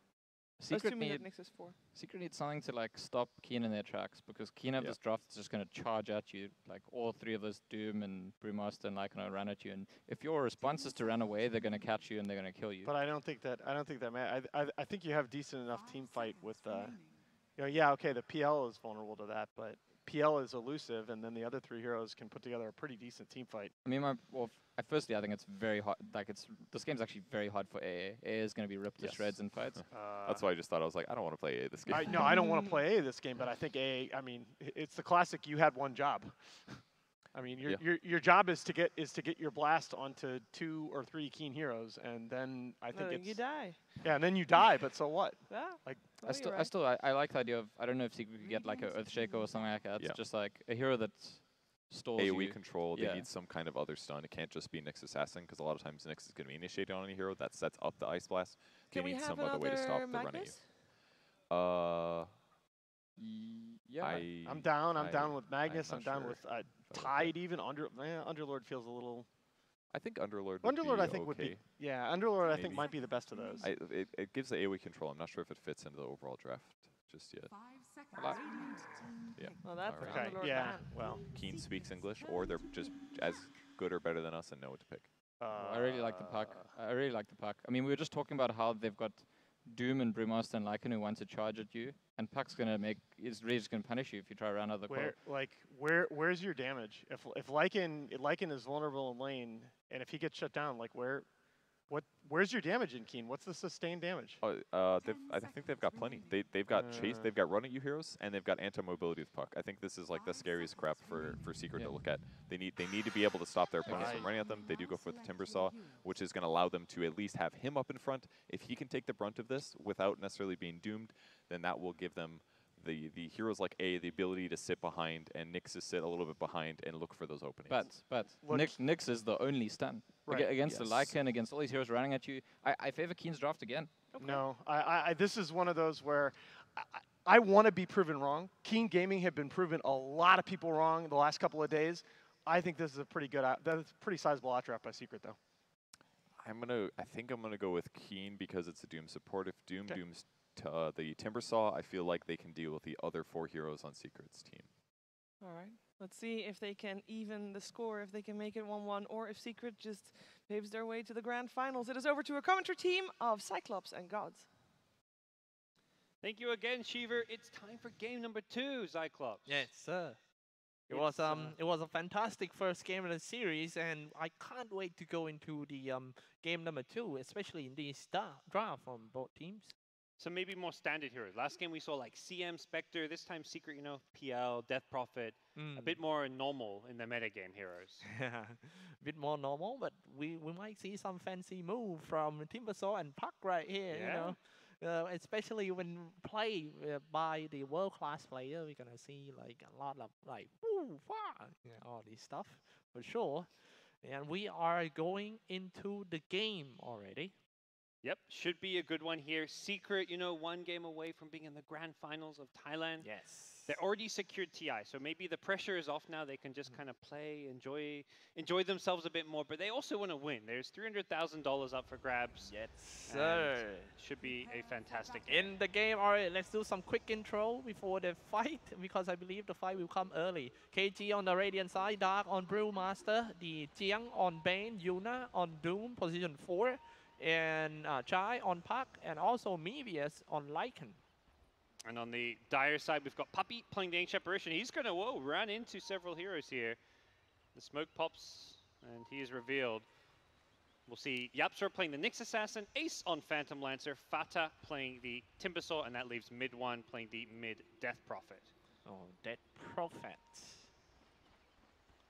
Oh, that was a very good performance for mid one in the last game playing V-Stage, having a double rampage in around like 14 minutes mark.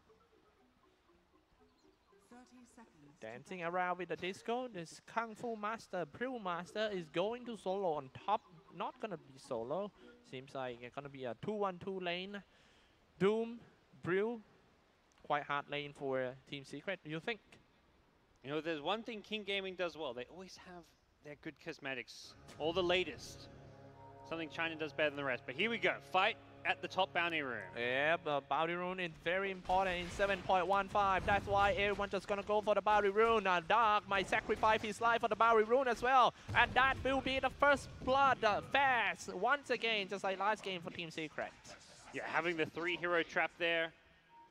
Yuna is not able to do anything to help the Brewmaster in the offlane, and Secret making sure they had 3. They did the same thing last game where they had 3 heroes. That time it was in the offlane, so they mix it up. One game it's 3 heroes in the offlane. This game it's 3 in the safe lane. Secret are sticking to more tri lanes. This is something they've been doing throughout the tournament. I saw it earlier as well in the group stage. The only team that still seems to not like going for these dual lanes as much. Yeah, well, 3-1-1 lane, people are saying that 3-1-1 days are over. It had been 3-1-1 dominating for like years, for like 7 or 8 years. Now we are going back to Dota 1 era. 2-1-2, but Secret is don't want to go to. No, they are sticking to their ways, and it has proven to be very effective at this tournament. For now, we'll see where they go here. Doom would like to ideally pick up some neutral with his Devourer, but everything is being blocked. Both of his big camps were blocked. Yapsor blocking the one back on his side. Oh. So nothing to use Devourer on just yet. He could grab an Alpha Wolf, but that's not the best creep this early on. Infernal Blades already follow up the Thunderclap. Yapsor lost a lot of HP on that. He's trying to trade his HP with the core heroes, which is quite worth it because this guy, Nick Cassini, got a very high HP regen rate. Yeah. Like what we're seeing bottom with the Bane, just using the Enfeeble, stopping Timbersaw from getting any last hits. Still 0 last hits for Fata. Back to the top lane, some action still happening around here with the harassment from Team Secret. Now she already used the Chilling Touch. Dark is still dancing around. Just, I know, after dying, he's like, all right, I can't do a whole lot, but I can dance. Can dance if he wants to. Man, it's 2 minutes. I kind of missed the bounty rune, to be honest. Yeah. I still cannot adapt. I saw Yapsor running down. I was like, oh, he's going to grab bounty rune. No, he's checking the top rune, but there's a regen bottom.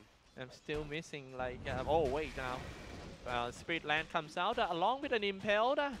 Yuna, Chilling Touch, all the stuff. It seems like the Prime Lane from Team Secret worked so well on top. Yeah. They got level 2, and then with the Cold Feet and the Chilling Touch, they're able to get the kill. 2.5 minutes. Keen Gaming, no chance. They can't do any more mistake. Oh wait, bottom lane. Sorry, I missed on that one. It's okay. But it was the Bane who finished off that Fada. Strike back right away for Team Keen Gaming. Yeah, the offlane is not having a fun time, as both Brew and Doom have died up top, and now Timbersaw down bottom. Oh, and now that he's gonna get body block again for Dark. Get hero block, get blocked by the creep, but Dark still got through. Dark problematic one, so that can buy time just a little bit. Dark still hanging around, and he was slashed down by the PL. Yeah, Doom is still level 1, so he can't even use his Devour. 3 minutes in, you'd normally hope to have some kind of neutral creep, whether it's like a Satyr aura, whatever it may be. You want to have an extra spell, and Yuna just does not have that at his disposal just yet. 3 times date in total for top lane of Keen Gaming. This is not looking good at all. And they died in front of Phantom Lancer. That's just going to give him a lot of experience. Other lanes, though, are going well for Keen Gaming. The Puck has more CS than Death Prophet, and they got the kill at bottom where Lycan is free farming. Lose 1, win 2. Can we say that? Lose 1, win 1, and then mid lane is like a very small win. Yeah, definitely for now it's a win. It's 18-7 to 10-4, but it's not maybe a big enough win to say they've completely won the laning stage. And top lane they are losing very badly. 3 kills this early on. PL is free farming while getting kills. And whenever the support leave the bottom lane, that Fata is just gonna dominate the lane against the Lycan. Yes. Look at that, he timber chain around. Maybe follow up with the whirling date. Whirling date already here. Level 2 of reactive armor, he is going to be quite tanky. Waiting for another cooldown of the whirling date, and also timber chain almost killed that Lycan. Lycan got away with around 120 HP. Fall back to the tower. Now this lane is getting harder for Team Keen Gaming. Another Mango just to go in for the support. Pop up, he gains some mana. It's just not enough damage to get rid of the Bane. Can fight that Timbersaw. Mimi is playing super risky. He's just trying to bait down. Now running out of HP is already top lane. What happened? Ace just finished off that Dark. Now let's take a look at the chase on the bottom and trying to go into the tree line and cut the tree, eat the tree, and he got away safely for Fada. I mean, that looked good for Fada. He almost kills both Lycan and the Bane, but the problem is he used all 3 of his Mangos. And then Secret just snatched the rune with an impale, and Puppy just got in. That was perfect teamwork coming out from the 2 supports. 4 bounty runes, 55 gold each. Oh my. You do the math, that's 1,000 gold right there for the entire team. Maybe you do the math. Yeah, I was about to say, sorry, Zach, I'll do the math, don't worry. You actually destroyed my confidence as an ex-engineer for the math. Yeah, you get 1 addition wrong and you're banned. No more math for you. I kind of tilted after that day. But yeah, very big boost in gold, and suddenly you see Secret, you know, they had a pretty even laning stage, even with the kills up top. The CS advantage made that the lanes were even, but bounty runes give them 1,000 gold swing. Okay, and bottom lane still doing pretty okay for Fata. This is not a good news for Keen Gaming fans at all. It seems like they're losing every lane at the moment. Yep. It's crazy because you can even see it on the gold graph. There was this sudden just drop down in the gold graph where all 4 bounty runes were picked up by Secret. And that's how important these runes can be in the early game. Oh, right. Oh, but look at that. Team Secret gather up 3 on the bottom lane. They are up to something. Diving inside. Team Chen and the Whirling Dead comes out. Pop the Arcane Boots to get some mana. And they get away from that. Hit by the Impel. The support teleport down, but it was just a little bit too late. But if he goes out, he might be the next one to go down too. Now Inferno Blade to do some mini stun. Another comes in. Level 6 ready to drop the Dream Coil. When will he drop that? Fada running out of mana, so he cannot do that much spell. He's still got reactive armor that's still active. Fada Timber chains away, and that should be the end of the team fight. Meanwhile, in the middle lane and mid one, use that space to push the tower. This is so bad for Keen Gaming. You TP in all these heroes, you have to find kills. TPing in the Puck and Doom and not finding a single kill is so bad for them. Yeah, if mid one know that Puck TP, he's just gonna turn on the exhaust system and attack the tower. He won't take the tower completely, but he'll get it down below half health, which is good enough for your first exorcism. Really bad gonna get trapped in the middle. It's like Doom is coming from behind. Tower shooting on that mid one. He's level 7 already. Let's take a look at his skill build. Level 3 on Spirit Siphon in order to survive. Where is Park? Park is at the bottom lane, dropping a Dream Coil on 2. But KG, because of the Dream Coil breaks, Yapsaw died. Yeah, died back in the fountain. Now here, Puppy just want to teleport away. He's gonna be fine. Nicely played to get out of there. As we'll see. Still got chance for Team Keen Gaming. Oh, absolutely. They need to get like their level 6 on the Brewmaster and the Doom, get their ultimates online. Lycan has his Helm of the Dominator now, so he's going to be able to push a lot faster. You think the game is gonna change that much if this Brewmaster got a primal split? Yeah, he can find kills very easily, even on someone like a Phantom Lancer. The hero has to be very worried about Brewmaster Primal Split. Just have to play around that primal split. I mean, you've got cooldown ready. Just go in and taunt them. Yeah. Provoke Team Secret. Hey, come on. Use that taunt. And we've seen Keen Gaming will just keep running at the enemy when they have these ultimates. So once they get level 6, I would expect them to, you know, go into overdrive and just start charging forward, using their ultis wherever they can. However, Ace seems to control the lane very well as Phantom yes. Lancer. He deals with 2 heroes and he is now level 6, getting closer to his level 7. And look at that. The first time smoke to the top lane. Seems like Yuna is ready. A Thunderclap for the first time, dealing not that much damage on that Ace. He get away with the Atomic Anchor. He's now net down. But Doom is still level 4, so he was unable to Doom that Ace, but it's just going to be enough. Just hit him with the Alpha Wolf like Alpha Male. And that's it, the Ace gone. 3 to 5. Now managed to get rid of the carry. Yep. They had to bring a lot of heroes, but they probably consider it worth it. Mid one is going to pop another Exorcism mid. He really wants to push this tier 1 tower, and second time should be the charm, as there is no one here to defend. They use everything they could at the top lane, giving mid one, and deny. Oh! Gets the deny. 0 gold for you, he says. No, oh, no way. Oh, that is so big. Oh, those tower denies. Mid one. He spent so much effort to take that tower down. In the end, it was denied. Heartbreak. Yeah, tower denies matter so much more now. It's crazy how these small changes can impact the game. Yep. The Bane would not have even bothered maybe going for a tower deny if not top for the lane, change. they're about to get wrapped like a sandwich for Team Keen Gaming. Now get sucked first. Spirit Siphon die in the river because of the Impale. Very nice assist by the Yapsaw.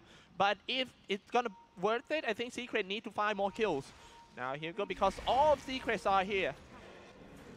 Brewmaster, level 5, they're going in the middle, and a Thunderclap ready to drop the Dream Coin on 3. That was a very good AoE spell by Team Keen Gaming. Team Secret, there's nothing much they can do but to get away alive.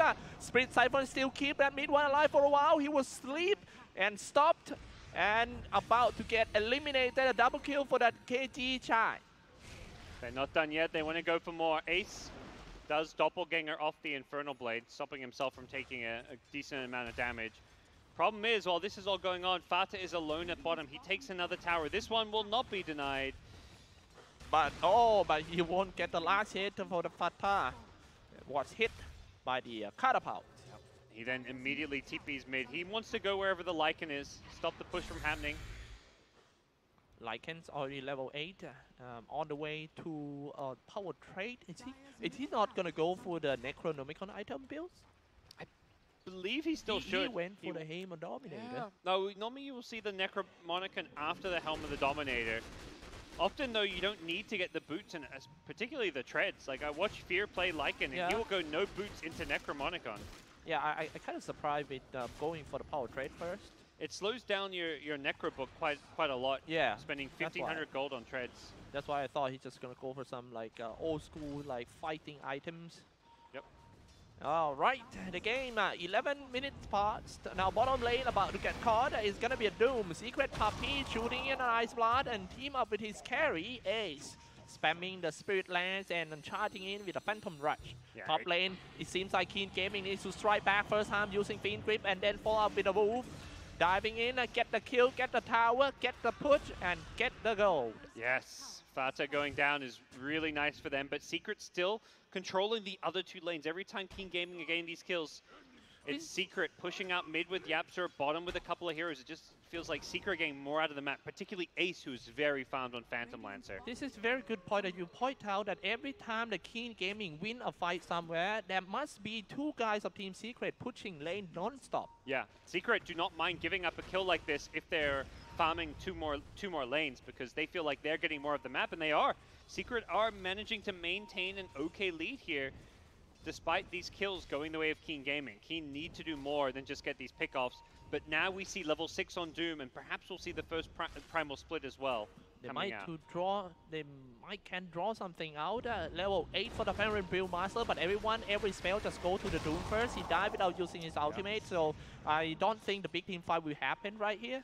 But Keen Gaming, if they can find some kill, 3 heroes of Team Secret escape through the bottom lanes. They almost lost the courier, but everyone escapes, and that's, again, Keen Gaming rotate a lot of heroes. They're almost like they're over-rotating to try and catch people, and they don't find these kills.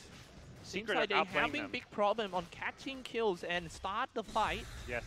And Secret played that very well, very clever. This game is so tactically played by Team Secret. Yes, their strategy and the way they maneuver around the map and avoid these ganks has been perfect so far. Secret are looking really good right now. Not a massive gold lead by any means, but it's PL who hasn't even come online yet. Death Prophet has just been farming away. Fanta! Fiend Grip maybe! Start off with a Brain Sap! Where are you gonna go? Sleep first and then maybe follow up with a Fiend Grip. And here we go. A grip and attack, but that Lycan not gonna get away for sure. Yeah, He's about to timber chain away, but last hit landed on him. Had the brain sap to make sure they get the kill. They proving they have enough damage to actually kill this Timbersaw. It's the second time he's died up top to the Fiend's Grip. And this time around, you know, not the same problem as last time where they find a pick off and Secret are pushing out the other 2 lanes. It's much better if you can find these kills with 2 heroes.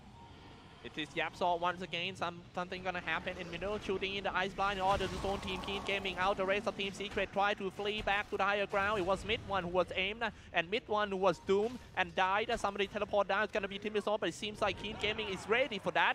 Very nice fake in order to lure Keen Gaming to use a Primal Split. But no, kill on AA? it's kind of worth it because they're gonna get another kill on that AA. Right at the tier 2 tower, AA Puppy walk through the middle and try to flee through the 3 line. Fatak comes in, trying to clear all the bears with the whirling date, but still lose the support. Bottom lane, something happened, but it was Ace who was unable to kill Puck. Now the game swings back the other way. The ultimate's coming into play. Doom, Shapeshift, and Brewmaster's Primal Split used in the mid lane, and they get a couple of kills, turn it into a tier 1 tower, and Brewmaster even gets out of there with the TP after his Primal Split. Very nicely played, and this is before the Blink Daggers come online. Blink on Puck, just purchased. Brewmaster has his Blink Dagger as well. So things are about to get pretty scary for Secret if they can't deal with these Blink initiators. Right now they have 2 reliable stopper for Team Keen Gaming, which is Puck and the Bane with the ultimate with the stop.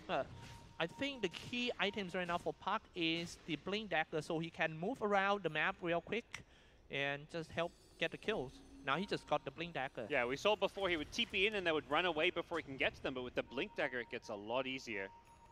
Can they find the Puck though? He scouts them out here. On the high ground, he's ready to drop the bomb. Puck, nice dodge with a face chipper on that impale. Drop the bomb onto Dream Coils already. Split Siphon already breaks out.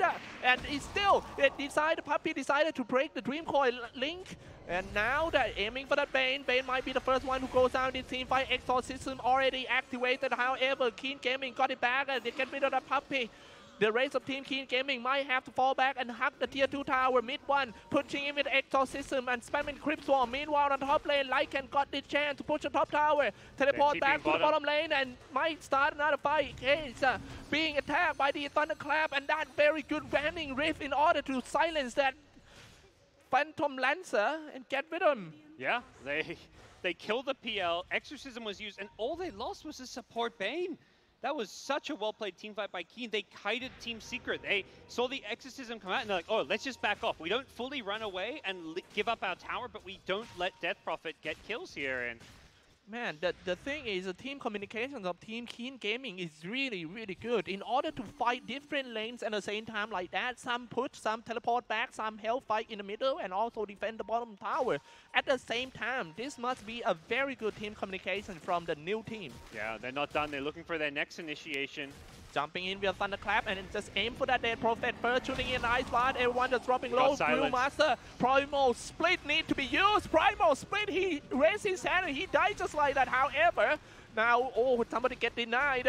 And Phantom Lancer just finished off that Yuna real easy. It was Parent Brewmaster who was unable to land his ultimate that caused the loss in this fight for Team Keen Gaming. Oh, they're not done though. They really want to kill this Puck.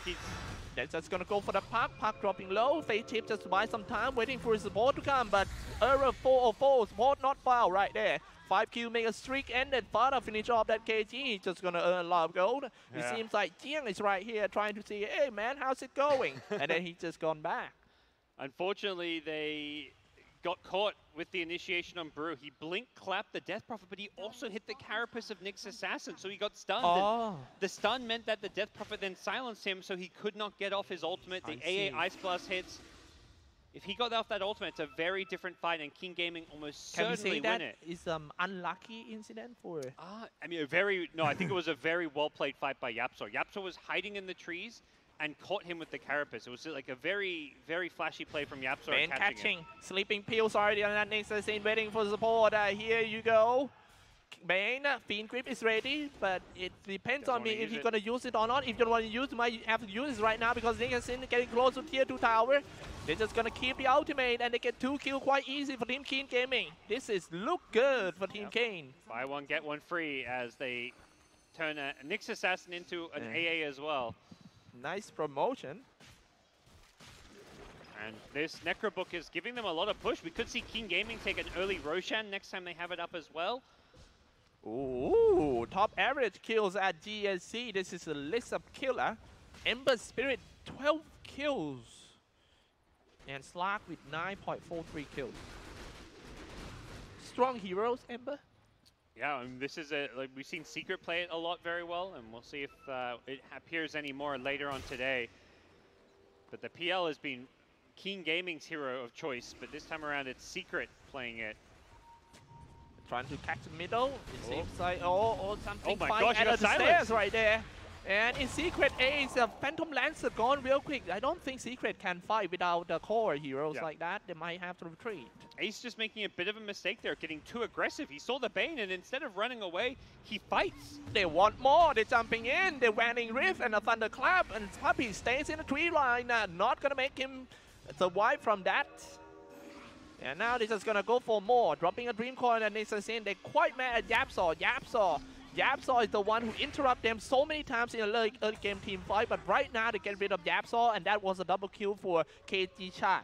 They're just outplaying Secret so hard. Yapsor going down to the puck, but it's all started with Ace on the Phantom Lancer getting caught, and they've got a ward on the high ground. They're charging forward. This team does not know how to back off. Oh my goodness, they are gone mad right now. This is more like the game that they play against Team EG. Let's go for the tower. Let's go. They might have to sacrifice himself, but at least we get some objectives. Somebody teleport down, jumping in a primal split quite early. They're trying to lock down the Timbersaw. Timbersaw dropping quite low. No more tanker, no more damage dealer. Now they're going for the mid one. The last one, the mid one. He comes down and he still survived with his Spirit Cypher. No more mid one already, forcing mid one to buy back. No more tier 3. Now finally they can spell retreat for Team KG. But that was a fake play. They go in for more. Laser wall back to the high ground and so back behind, leaving his ward fighting in the front. I don't think Ancient Apparition just gonna get away from that Doom. Doom just leave Ancient Apparition. Next one gonna be Nixon, try to go back in the middle lane, and they all go down.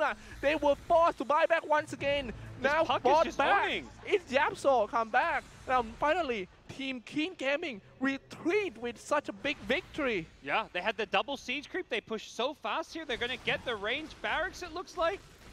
Doesn't quite go down. That will not heal up, though. And so many buybacks were used by Secret that this game suddenly looks very, very good and hard to lose for Keen Gaming. They're just snowballing out of control. The puck play has been amazing. This guy is just a genius on this hero. Where does this guy come from? Yeah, I mean, he keeps catching the PL in the silence. He's just initiating perfectly. The lack of damage is something that you often worry about with the puck, but so far it's not been a problem at all. PL needs to get level 15 to get his health talent. He's just melting in these fights. They're going to catch in the middle once again. This guy comes in, Chai, dropping a Dream Coin on one. Mid one is a target. Now it seems like Nielsen trying to help his teammate while dropping a Impel, but not going to help. Mid one, the incinerated. Yapsor as well, a double kill, and KG is unstoppable. If this game continues like this, we might see game 3. It looks like it. I mean, they almost won game 1 as well as the crazy thing. They had such a good game 1 draft, but this time around, no mistakes in the late game. They're not even going to let it get to the late game. They just charge forward. this team got 0 DPC point. They just come out of the bush, come out of nowhere, and then just crushing Secret at the moment. They are playing incredibly well. They are looking for the racks. If they can get this, the buybacks on Secret last fight mean they don't have many buybacks left, and if somebody dies, the respawn time will be incredibly long. One slash. Send in the Siberian doggy. And that's it. Once the racks down, the game gonna be harder, much harder for Team Secret to deal with, because top lane is just gonna push in all the time. The tower will finally wrecking, but still got good things for Secret, that the throne got more regeneration rate. They're gonna go back for Roshan now with the top racks claimed. They have to be a little bit careful, perhaps. Necrobook, okay, it's coming back up soon. Oh no. What's Puppy up to? Somebody He's on a secret mission. He kind of lost in there. Is he looking for like the, I mean, he doesn't kill couriers. He's not a bounty hunter. I think he's trying to place ward in somewhere. He has no ward though, he just has the sentry. There. He's now gonna, hey. Did they see him? I don't think so. They see him now. They yeah, saw him, right? See him. What? I think they think the Puppy is a bait. There were so many times that Team Secret bait them with a small guy. What's Puppy doing? He's just... No, wow, that is the next level my game for the Puppy. He was alone there. They hunted him down. He's juking. And he's juking. And he's just going to get away. No, you're not going to get away from that. He even had a TP. He could have just TP'd home, but he really wanted to find like I think the courier or something. He bought a lot of time for his teammates at the bottom. Yeah. It doesn't matter. He's a 5-position Ancient Apparition. But now they are in Roshan. Yep. Howl is used. Secret should know this is happening, but there's nothing Secret can do to stop it from going down. Dropping quite low already for Roshan. It's going to be the first Aegis on the T's, ladies and gentlemen. And it seems like Team Keen Gaming is ready for the middle push. Yeah.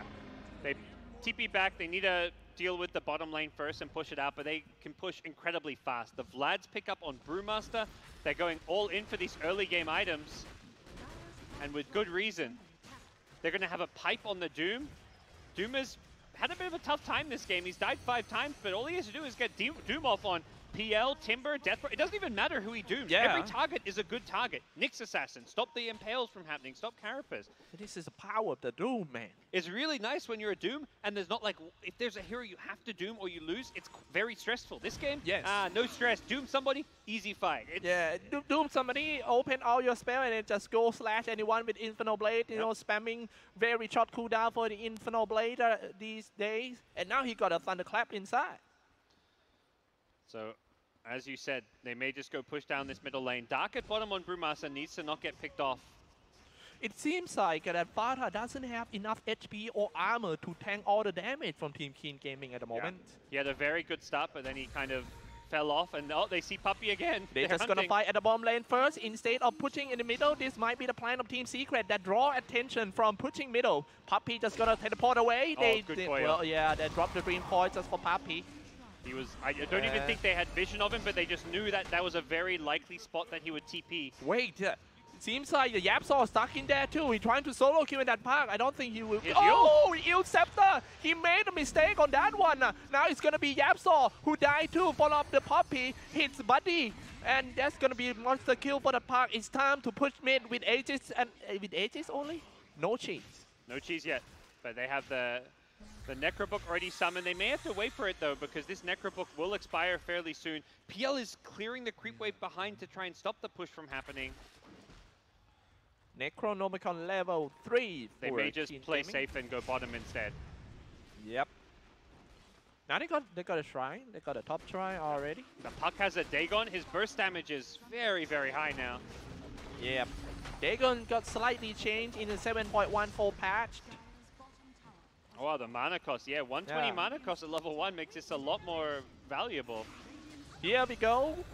Teleport down for that. Let's see how they're going to defend for the first time against an Aegis on that Lycan. Lycan with a BKB, and Necronomicon cooldown is ready. Maybe sending in the Doggy and also the Necro Warriors aiming for that mid one. Got Lycan already for the park. Now come back, Green Grip on that Timbersaw. He's going to be the next one to follow up. Yield Scepter comes out and a Doom on Nyx is in. That is so powerful. Pushed by Team Keen Gaming. That's nothing Team Secret can do. Oh my goodness. Exorcism already been used, but I don't think PL alone can stop that push. I think this bottom lane's gone as well. This game just looks over. This is so good. We were talking about 2-1 in this series, and it's about to happen. Gods. Well, can Secret defend? The Necro Warriors have won out here. Okay, G got a kill on that puppy, and that should be it because Dark is attacking on, and no Lycan Chef Tip, no problem. They got enough damage. Can they silence him? Yeah, a silent banning rift, a double ganker still come out, Ace will go down, and then that should be it. Back into the game, Phantom Lancer is still trying to defend as much as he can. He got 1 kill already, even though they lost the bottom set of racks, but still, the game still goes on. Chakram whirling day to finish off that Parent Brewmaster. They got the racks though, so they don't have to stay around. They can fall back. They've also taken the shrines here. The gold advantage getting very, very big. Bot backs. And they find some bounty runes. Lycan's like, oh, bounty rune, these are nice. That's an old one too from 25 minutes in. The gold lead getting bigger and bigger for Keen Gaming, and this game suddenly gets very difficult for Secret to turn around. Very hard, yes, indeed. Team Secret, 32 to 15 games go. Now turn on the Chief if he's ready to go for another fight. He's discard some dogs and also the Necro Warrior. He's just gonna chase another. It's gonna be the mid one, but can he chase mid one? Mid one just buy some time by Eel Scepter on the Lycan. Yapsaw goes down. Maybe it's time to taking some damage on the middle tier 3 tower. He's got the range creep. He's like this range creep running around at max movement speed. But can they get mid lane? These 4 guys, 2 Necro Warriors and 2 Alpha Wolves, this is so pain. Yeah, so much damage coming out. And they are going to go high ground with this. The pipe giving them extra survivability. I don't think Secret can defend this. No exorcism for 10 seconds. BKB ready to use. Let's see how PL gonna do. You know, yesterday Team Keen Gaming got away with PL against Team EG. That was the quickest PL ever seen in this tournament. Now look at this one. Team Assault got caught in a Fiend grip once again, dropping 3 coin onto it was Puppy. And a Phantom Lancer who's stuck in there. Ace running out of mana already for Puppy. Once he touched the ground, he got to deal with the Thunderclap from that Parent Brewmaster. Puppy about to go down, and it's a GG call coming out from Team Secret. We are going to game number 3.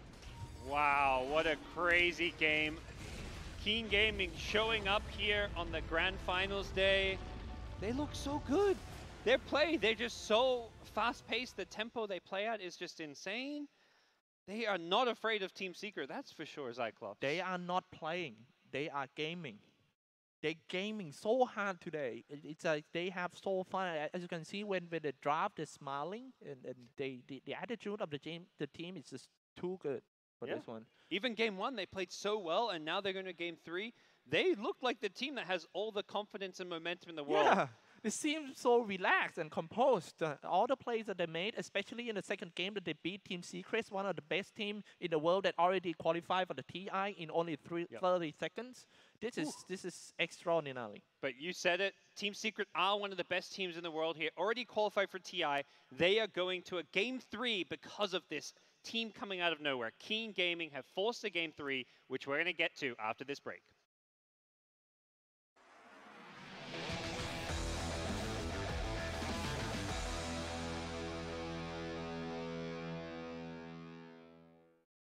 ประเทศไทยกำลังเปลี่ยนสู่สังคมยุคดิจิตอลด้วย True Super Speed ไฟเบอร์ใหม่รองรับความเร็วสูงสุด 10 กิกด้วยโครงข่ายที่จะครอบคลุมกว่า 10 ล้านครัวเรือนเพราะเราทุ่มเทและพัฒนาอย่างไม่หยุดยั้ง True Online เน็ตบ้านยอดนิยมที่คนไทยมั่นใจ True Online เน็ตบ้านยอดนิยมที่คนไทยมั่นใจ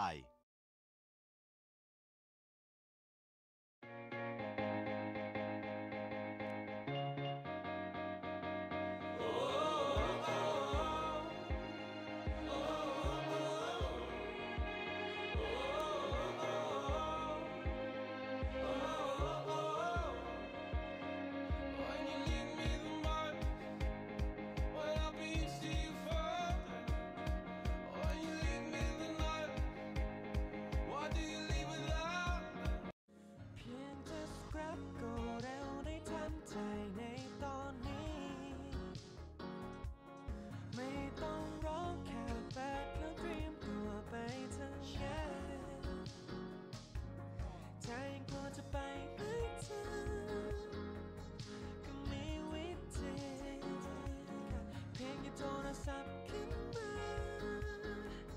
Just grab red light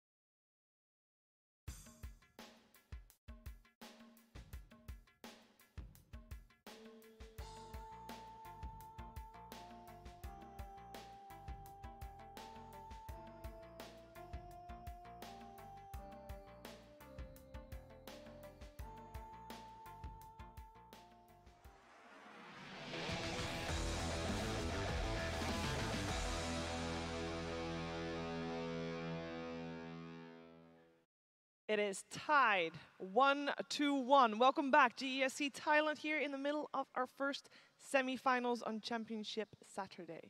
Secret just dropped a game against Keen Gaming. Keen looked so good, even though we said, Kevin, during the draft, we said Timbersaw, great pick here for Team Secret, really fit. It looked really good because there was a lot of strength heroes over on the Keen side. It looked like it was going to be something that scales well. But and I saw what Secret was trying to do with that there. They said we have a Ancient Apparition who's going to be a little bit punished, not going to be able to on the Doom laners. We'll just do a tri-lane, and we'll just dumpster the strength heroes. And it worked really well. They killed Doom many times. They killed Brewmaster. They made those heroes look really crappy in this weird position. But the problem was that the offlane Timbersaw should have been able to dual lane well against Lycan in the A, but they itemized perfectly to zone him. They got Enfeeble on Bane level 1 so that he just couldn't get last hits even by the creep waves. And then the Lycan went an Orb of Venom so he could also harass. And that basically opened up the laning stage in a really good way for Keen. Yeah, Nahans, I know you wanna give some shout-outs to Ying there playing his puck. Yeah, I mean, this was to me the individual performance of the tournament on any hero. This is the best puck game I've seen probably this season. He had 26.1k damage on this puck. He had 10k more damage than any hero in the game. Wow. He out-damaged the PL and the Death Prophet combined on this puck. 18 kills to 1 death. He had the 6th most spell damage by the 30-minute mark on puck on record.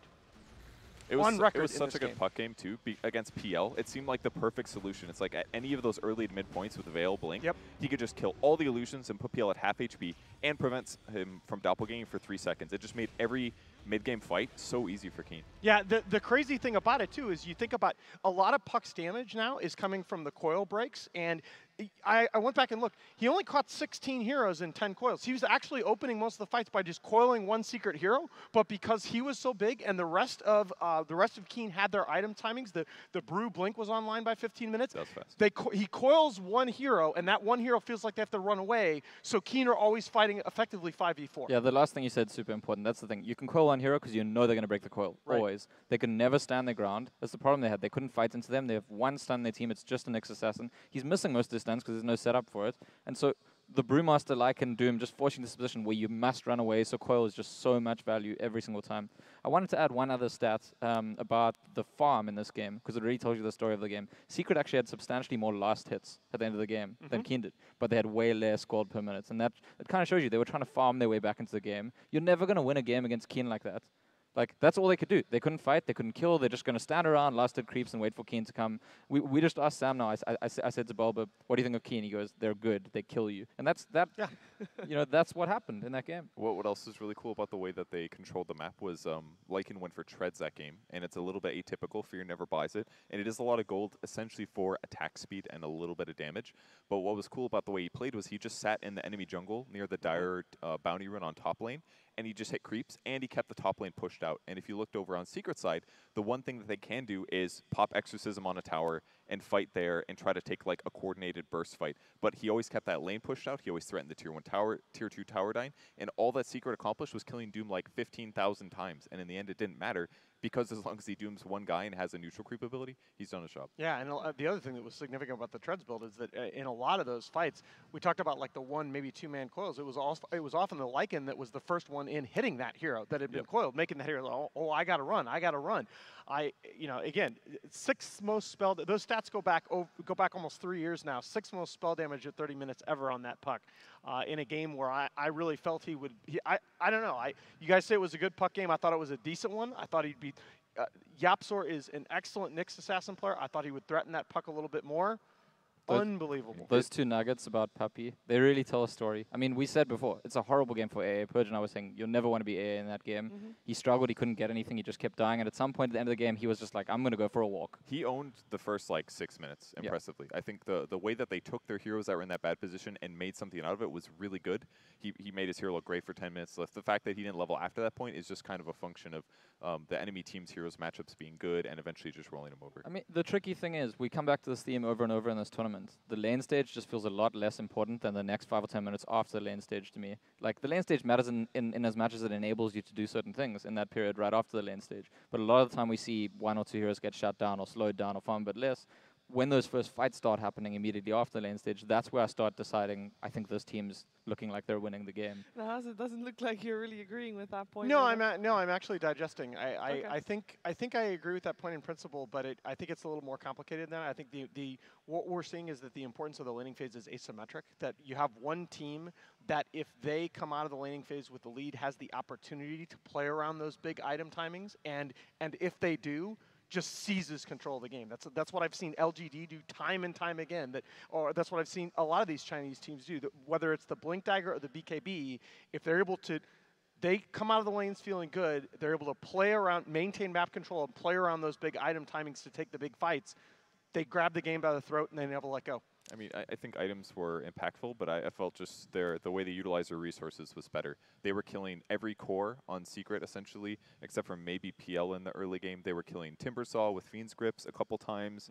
They were pressuring at least the other lanes. The supports were dying a lot. I just felt like Keen was doing everything. They were all over the map. They were limiting all the cores when the only person on Keen that was hampered it all with Doom. Yeah, the thing I do like about the items is not even the timings, but the selection. I think Yes. that they understood their draft so well that they've got a Lycan that goes for quite an early Vlads. They've got a Doom that goes straight for a pipe. Those Bruise Vlads. Brew, sorry, Brew.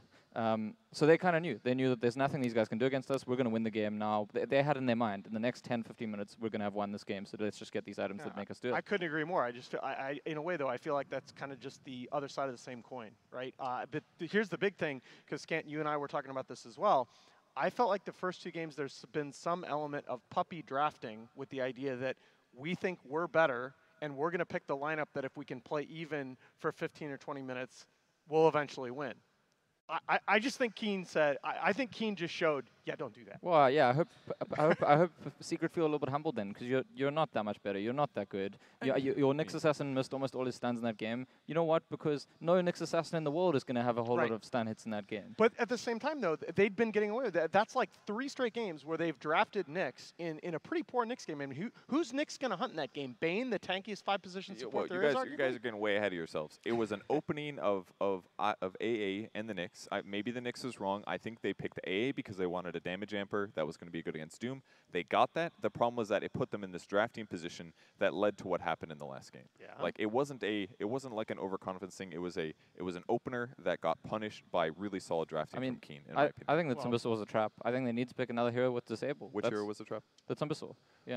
It looked good because of strength heroes. So too. I think he genuinely thought he was going to be able to 1v2 and get way more out of his lane, but he got shut down, and then he was also transitioned against as well. I think All that's right, gentlemen, we are in game 2. I know that there's a lot to talk about that previous game, and the teams haven't had that much time to evaluate their own game, but they are already drafting for game 3 here, deciding game in the semifinals. Nope. And no Doom just yet. By the way, am I seeing that right? What's that first ban from Team Secret? There's Invoker. Eugene It right does there. look like Invoker. What's up with that? Misclick? I was like, I can't be seeing that right. I know I'm sitting from a distance, but that does look like an Invoker. Is there something they're planning to pick that like will struggle with Invoker maybe? It's got to be either that or that's like we'll ban a tier 2 hero maybe.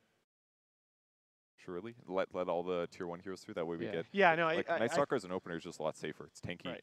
It's less counter. It's almost surely about. I'm looking for the bans because Night Stalker was definitely banned in the first game of the series, and I think it's more a conscious decision to leave heroes in the pool. Yeah, they banned out Night Stalker. Keen banned out Night Stalker game 1. Secret banned out Night Stalker game 2. Well, same approach to the Doom, and we'll have to see if Keen decide to have the same response where they put the Doom into 4 position. Yeah, it really is very similar opens, and we should start asking the question: is Secret gonna, or is Keen this time gonna end up with heroes that Night Stalker can actually hunt and threaten? Well, when you have an A pairing, you always can have that. I think, assuming that A has a couple levels. Oh, fair enough, because I mean, Ice Blast on top. Technically, like when Night Stalker is hunting and AA has Ice Blast, those two as a combo are not going to be able to kill somebody probably without like a super earn, but those two paired together with another damage dealer certainly can, and they don't necessarily lane super well together, but they can work. So there's some negatives compared to last game, but generally more positives and a safer open, I think, from Secret, while still forcing Keen to have to do something they might not want to do, which is play Doom, a high regen tanky hero, against an AA. Lesh, by the way, was first phase banned by Keen last game, so they really rate this hero. They're going to get it or they're going to ban it. It's probably because they had the second pick, I feel like, because when you get those the second and third best picks in the pool, that Lesh is just an obvious grab there. Yeah. But yeah, I talked about it in both the games, and I think actually there's a kind of symmetry between game 1 and game 2 where Keen saw a very strong Viper pick for the end of the draft, but it meant they were low on control. And same thing happened to Secret. They saw a very strong Timbersaw pick, but then they were low on control. And I think that both teams need to try and ensure that they've got like 1 or 2 heroes that can actually shut down, lock down heroes in fights. Yeah, by the way, I'm almost the Invoker ban almost certainly just a throwaway. I'm looking through the stats. Keen haven't run it this year. They banned Chaos Knight now in the second phase. Which is surprising because we figured that might be a hero that Secret for likes Ace. together with the AA. Yeah, I thought they might, but what is CK counters basically heroes cores that have poor AoE that are a little bit vulnerable to physical damage. So maybe that's what we're expecting out of Secret here. It's definitely good against Ancient Apparition, I would argue. If you jump on AA, it dies instantly. It's probably pretty good against Night Stalker.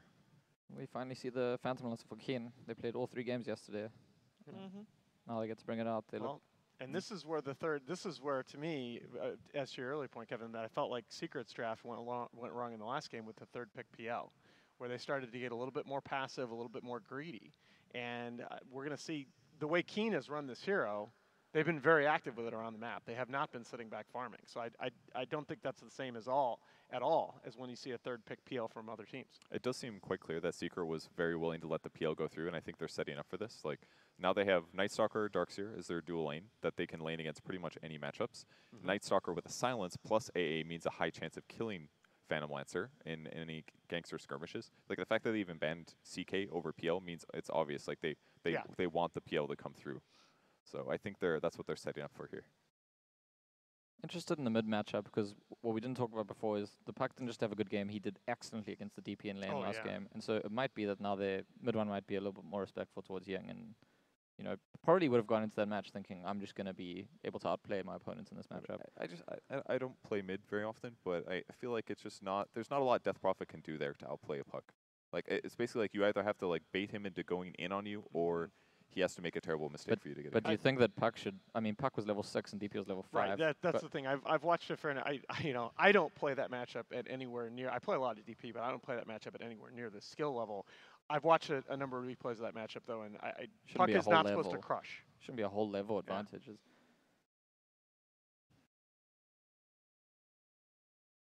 So Keen, I'm still wondering if they might just be willing to play the Doom as an offlaner. I don't think AA is just like be all end all. Now you can't do it. I do think the AA is the reason they switched it last time, but I think if they want, they could make it the offlane. Oh, absolutely, absolutely. I don't think it's mandatory at all. They could also potentially lane Doom against Darkseer, no matter where the lane goes. Eat the creep. I guess with the Night Stalker combo, it's not quite the same. Yeah, that's probably unlikely. That's probably too old meta. Keen taking really long on this one.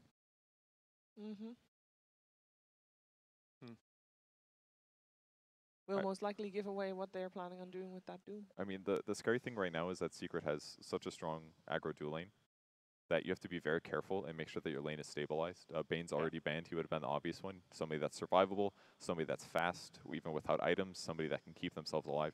Bane is just perfect there. Witch Doctor kind of works, but it's not the same because he's slow, he's got low armor. Ooh! Oh my It's a great pick. Very hard counter against Darkseer because you can dispel all of the Iron Shells. You can remove the silence from Night Stalker from your allies. If he gets gone on, it's going to be a bad time. You can also Fate's Edict your allies to give them magic resistance so the Iron Shells just don't damage them. This is a really sick pick here. It's one of the typical counters that we've seen versus Darkseer as well. But he did fall off because it's still an Oracle. And it has been a while. It has been quite some time, but Keen Gaming in the past have picked Huskar. Ooh. What's the interaction? Do you know if someone has Ice Blast on them and Oracle ulties them and then casts heals, so when the ulti ends, will they get healed? If the Ice Blast ultimate ends before the Oracle one ends, then you will get the heals, I believe, is how it works. Yeah. So it applies at it applies depending upon whether the Frostbite curse is still active at the end of False Promise. And I think the Oracle ulti duration is 6, 7, 8 scaling, and there's also the +2 perk later. So you're not necessarily, you kind of have to wait a little bit on the Ice Blast. Wait a little bit after the Ice Blast to cast it if you want it to be good. And of course, I believe you still can shatter during False Promise. Yes, you Fall just have below- to be if you- low enough. Yeah, if you fall below that HP threshold, you're still. Same as like Axe Ultimate, I believe. Yeah, so so you can't Husker. Forget it. Against AA. You can. You just have to ulti before he gets close to about 10%, which Yeah. is certainly possible. Just gotta do it at the okay. right time. 'Cause, I mean, if you turn your armlet on, you have 4K HP. That's Okay. like that's the limit. So you'd have to have a lot of health for your armlet going from 0 to on to being dangerous. I'm a little bit worried that. Sorry to interrupt. No, I'm go a little bit worried that Secret are pretty low on control for the Phantom Lancer, and Timbersaw Wow. is not going to help with that. I mean, it is a decent hero against the Phantom Lancer, but like, how did they lock down the Phantom Lancer with those 4 heroes? I think what they proved, what Keen proved last game, was that having AoE damage means the illusions die instantly, and then you deal with the PL. It's Yes. something that we hadn't seen yesterday in the EG series versus Keen. They never really had very good AoE control or burst AoE control to deal with the PL at any stage of the game, and he just was a nuisance from beginning to end. But it's also about momentum and farm. Like, I think if the PL is ahead of you, if Keen are ahead, I don't think that works as easily to deal with the PL. I think then you do need to actually, because it's the way you're playing. I think they just need a little bit more AoE, and it's not that big of a deal because they are going to have a lane that can play against them very aggressively. I think they just need to pressure, and then they need to have a little bit more AoE, ideally some AoE control if possible. That will make this a little bit simpler. But right now they don't have a lot of carry potential. It's basically just Timbersaw and whatever else they follow up with, Yeah. and they don't have a good setup at all for AA. It is literally Night Stalker's Void. That is like they've got vacuum, I guess. But yeah, do you think that's the question to me? Is I'm looking at this Darks here, and is this a vacuum game? Like, what is vacuum set up? Ice Blast. that's it. Ice Blast is literally all it does. Yep. Ice Blast, That's Chakram. Or the like a Ice Blast Centaur. Chakram, right? But there's no like not big good. AoE disable that it Yep. sets up. It's Yet. not great. You can pull Oracle and Lush out of position. That sounds kind of appealing, but if Doom is running at you, it's kind of the same issue as last game. Secret cannot stop their opponents from just running them down in some ways, especially if this is a Doom core. They need a like setup. They need some AoE damage. Ah, That is gonna do it. Well, there you go. Definitely not a support alchemist, Scant. Yeah, that's unfortunate, There's but a lot of eggs this game. I'm Egg pretty. targets. I mean, I suspect that they were planning the Elk from the start of the draft. That makes a lot of more sense. This is so cool. And if he just goes like Radiance Armlet, he's super tanky. The only huge threat is getting doomed. Like the damage output on Keen is actually not that high. And think look this is a at great all pick. those Ags upgrades later on. Yeah. I don't know, guys. I think that DP pick in conjunction with the save that was, really was lacking in the last game, right? You had really no save to keep the DP alive. The DP needs to be close to people to do damage with True. that exorcism. Mhm. She's going to be able to do that this game. I like this King draft a lot. So I'm going to ask for predictions because this game seems very close, and I know we've been split throughout the entire series. Nahaz? I Putting you on the am, spot. you know what? I hoped they proved me wrong in the last game. They did. Keen have won me over. I think they take it. All right. What do you I'm think, super Reg? impressed with Keen, but I really like the Outclass pick. I think that was exactly what Secret needed to win the game. All right. I'm going Keen again. Keen all the way. I think that they've got immense edge. I think they've got somewhat of a draft edge. Mhm. The PL's not going to be controlled. And honestly, the Alchemist pick makes me think that Secret felt like they needed some kind of pocket strategy to beat Keen at all. And that means for me that Keen have a sort of a confidence advantage. All right. Looking forward to seeing this third and deciding game. Who is going to make their way to the grand finals? Let's find out with Gods and Cyclops. Here we go. It is game 3. Cyclops. We've made it. One of these teams will be in the grand finals. Secret, King Gaming, Secret, long King Gaming. journey for that Yep. Keen, like in a group stage they're struggling so high in group stage, almost got disqualified from there. I mean, not survive from the group stage, but once the patch changed overnight, they just become the whole different team. Yeah, they played so well on the main stage, beating EG yesterday and taking Secret to a game 3, looking good along the way as well. Just playing very strong, stable Dota. They play so well together as a team as well. They're always on like the same page. I mean, at some point, I think Keen Gaming, when people asking that, hey, well, you know the play style of the Keen Gaming, I just tell them that okay, they play like robots, like they have no feeling at all, no fear, no everything. If they want to go, just press the button and go all the way until somebody dies. Well, we'll see if they maintain that aggressive play. I think they have to this game. They've got Death Prophet, PL. They're up against an Alchemist. You don't want this Alchemist to get too greedy and just out-farm you. Not as strong anymore with the bounty rune changes, but still a strong hero nonetheless. Okay, Alchemist played by mid one. advance forward just to take the body rune right there. Yapsol gonna pick it up.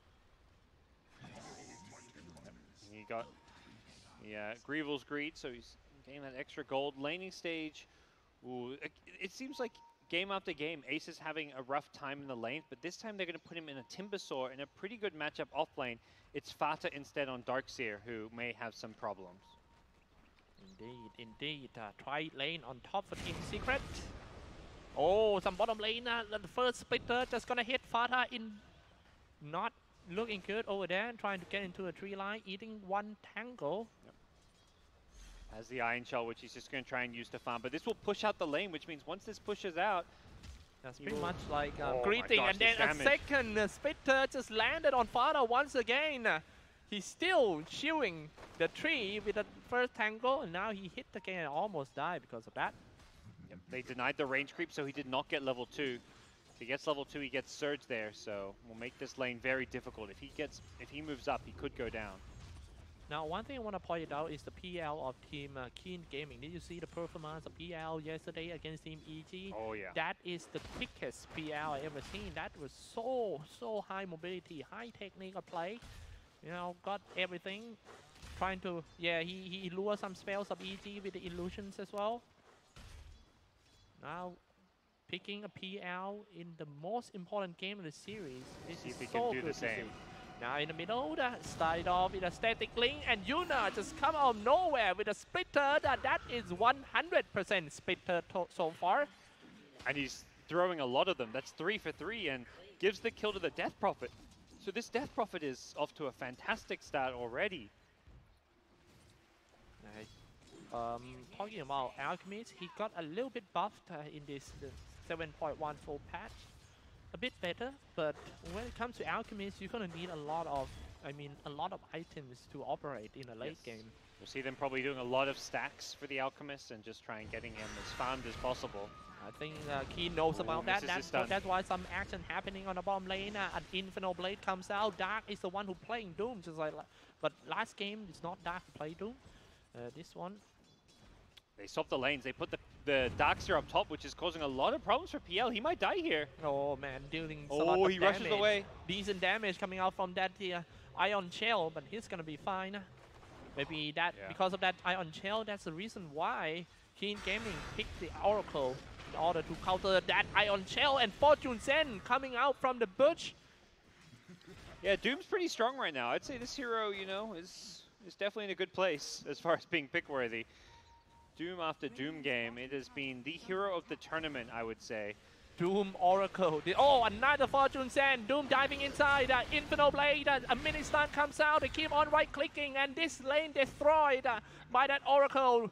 Oh man, he camping so hard, and he just shoot the Fortune Sand out. 2 points in the Inferno Blade. This spell is just so strong and so powerful when it goes for these early kills in terms of the damage it does. And Secret trying to put the pressures on top lane against BL and the Latrak, but they're going to be fine because Latrak got the Lightning Storm to clear the creep wave whenever creep hits the tower, and Secret trying to drive. Interesting, mid one picked up the chainmail on his Alchemist. Not sure what he's doing there. Maybe Puppy, you know, he's like, man, you got to buy the buckler. You have to keep buying the buckler. Salesman strikes again. We saw it last game, I think, on somebody bought a buckler on the team. Yeah, this time around we'll see perhaps more. He's like, nah, I need the Radiance, man. Gotta get my farm. Get some buckler. Very low armor hero, the Alchemist, so don't blame him for getting some kind of armor item. Now in the middle, Spirit Siphon. Bottom lane, also some actions over there, and another kill for Team KT. Oh man, they do so much damage. That's 2 points in the Purifying Flames. The nukes, they hurt. 0-4 already got. So what happened to the early game of Team Secret? They seem to be powerless in this one. Yapsaw chasing at Yuna. He's on Ion Shell. He's ready to do for a void. Split third. Nice shot by Yapsaw. Still doing damage from that Ion Shell. Finally, he land a void. One hit away on Yuna, and that's the first kill of Team Secret. Yep. Smart play from Yapsaw. Does not use the stun right away because once he uses his void, he cannot cancel the TP. So he has to wait for Leshrac to get nice and low. Then he uses void and knows that there is no way Leshrac can TP away. For almost 5 minutes, if you take a look at the graph, you will see that KT taking control, both golden and experience earn. Yeah. This is the kind of start you're really happy to see in a Game 3 decider if you're a Keen Gaming fan. For Secret, you know, you're always going to have a rough laning stage with an Alchemist. This hero does poorly in the lanes, and we'll have to see if he can bounce back or not. Seems like Team Keen Gaming really prioritize their mid lane. They put a lot of observer wards in there in order to give visions, and so they can have an easy gank on there. Now bottom lane, KG Dark still walking around. He's moving quite fast with the Scorcher. Now finally he lands an Inferno Blade on enough? the Dark. It's gonna be close. Ooh. That was so close. 3 points in Infernal Blade. Yeah, Inferno Blade. And the cooldown is quite fast too. Yeah. Only 8 seconds. Doing some scan for the Radiant, and now they know that Yuna and the another support, Jiang, is ready to gank them down. Yapsaw being double teamed by Jiang and Yuna, shooting the Fortune Send, and maybe follow up with a Split Third and Lightning Storm. Dark is ready for the Inferno Blade, didn't even have to do that, but he's just gonna find someone inside. It's Father, stay behind the tower.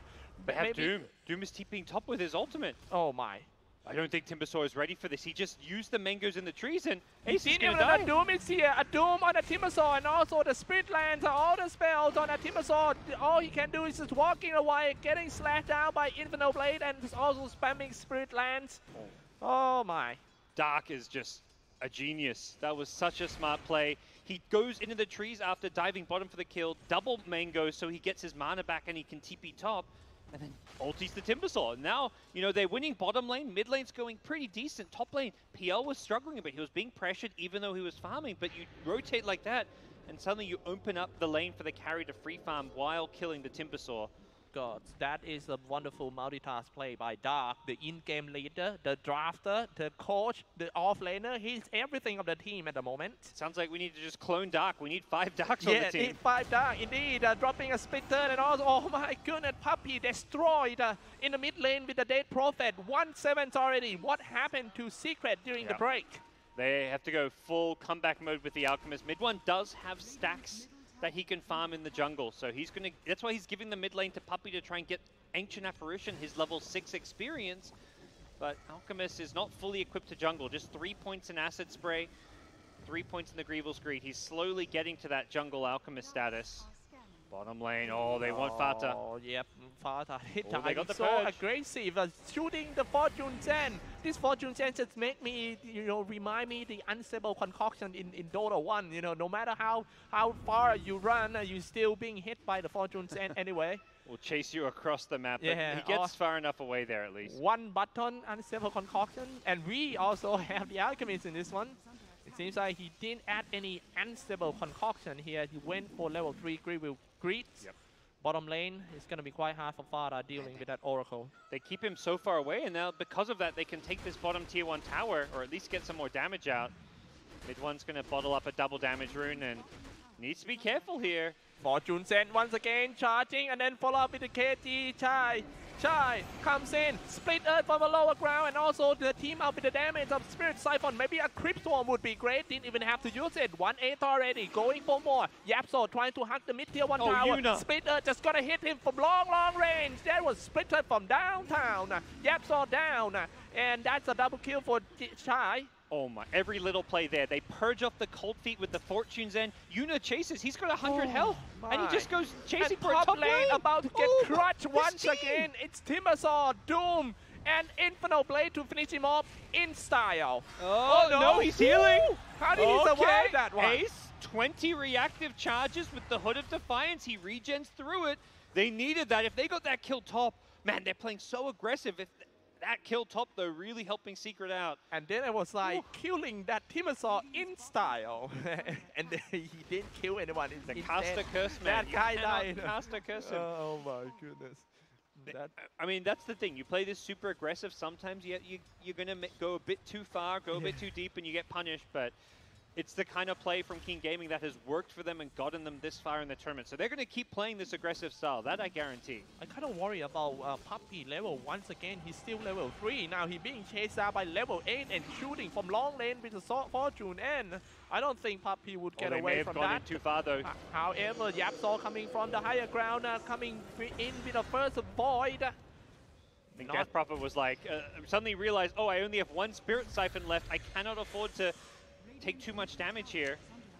At first we thought that the Oracle gonna be played super defensively, but seems like the King just gonna use it very offense with the Fortune Sand aura the map. Yeah, the third spell does such a high amount of damage that they're able to just go chasing for these kills.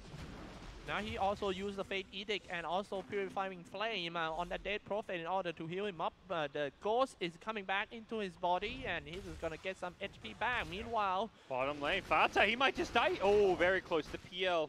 He just killed off the AA. This carry PL is suddenly getting all kinds of space. He's finding kills. He's taken the bottom tier 1 tower early, which giving his team a lot of room and for himself to make these moves. And I'm sure that Secret see what PL did to EG yesterday. Yeah. We'll have to see how fast the Alchemist can get his Radiance up. That's really the true test for Secret, is getting Radiance online as soon as possible. 10 minutes part, he got 2.8k gold with a power trade and a bottle, and also some casual chainmail. So, fashion. Now he just top lane, Dark, pushing the creep waves in. Creep waves are about to hit the tower. That is quite full HP, 1.6k. They're just using their heroes so well. The PL plays by himself in the bottom lane, and the rest of the team keeps playing around the mid lane, particularly they want this tier 1 tower. Next Exorcism, they're almost certainly going to try and finish off the tier 1, it's about to get caught, I believe, and now another Fortune Sand comes in, team up with a split third, all the spells, split, Siphon, everything on that Timbersaw, trying to go back, hey man, help me, but I don't think Yapsaw would help him. All he do is he just need to run back, because that is too strong for Team Keen Gaming. They're diving in the mid tier 1 tower. They don't even need the Exorcism. Now bottom lane, mid 1, he's getting surrounded. They're all coming to gank him. He's got no TP. Oh, now no TP indeed, and he's just going to the tree line, being surrounded by the illusions of the PL army is killing him off. 2-13 already. Team Secret, still no sign of life at the state of the game. Can they catch Puppey as well? They're not done.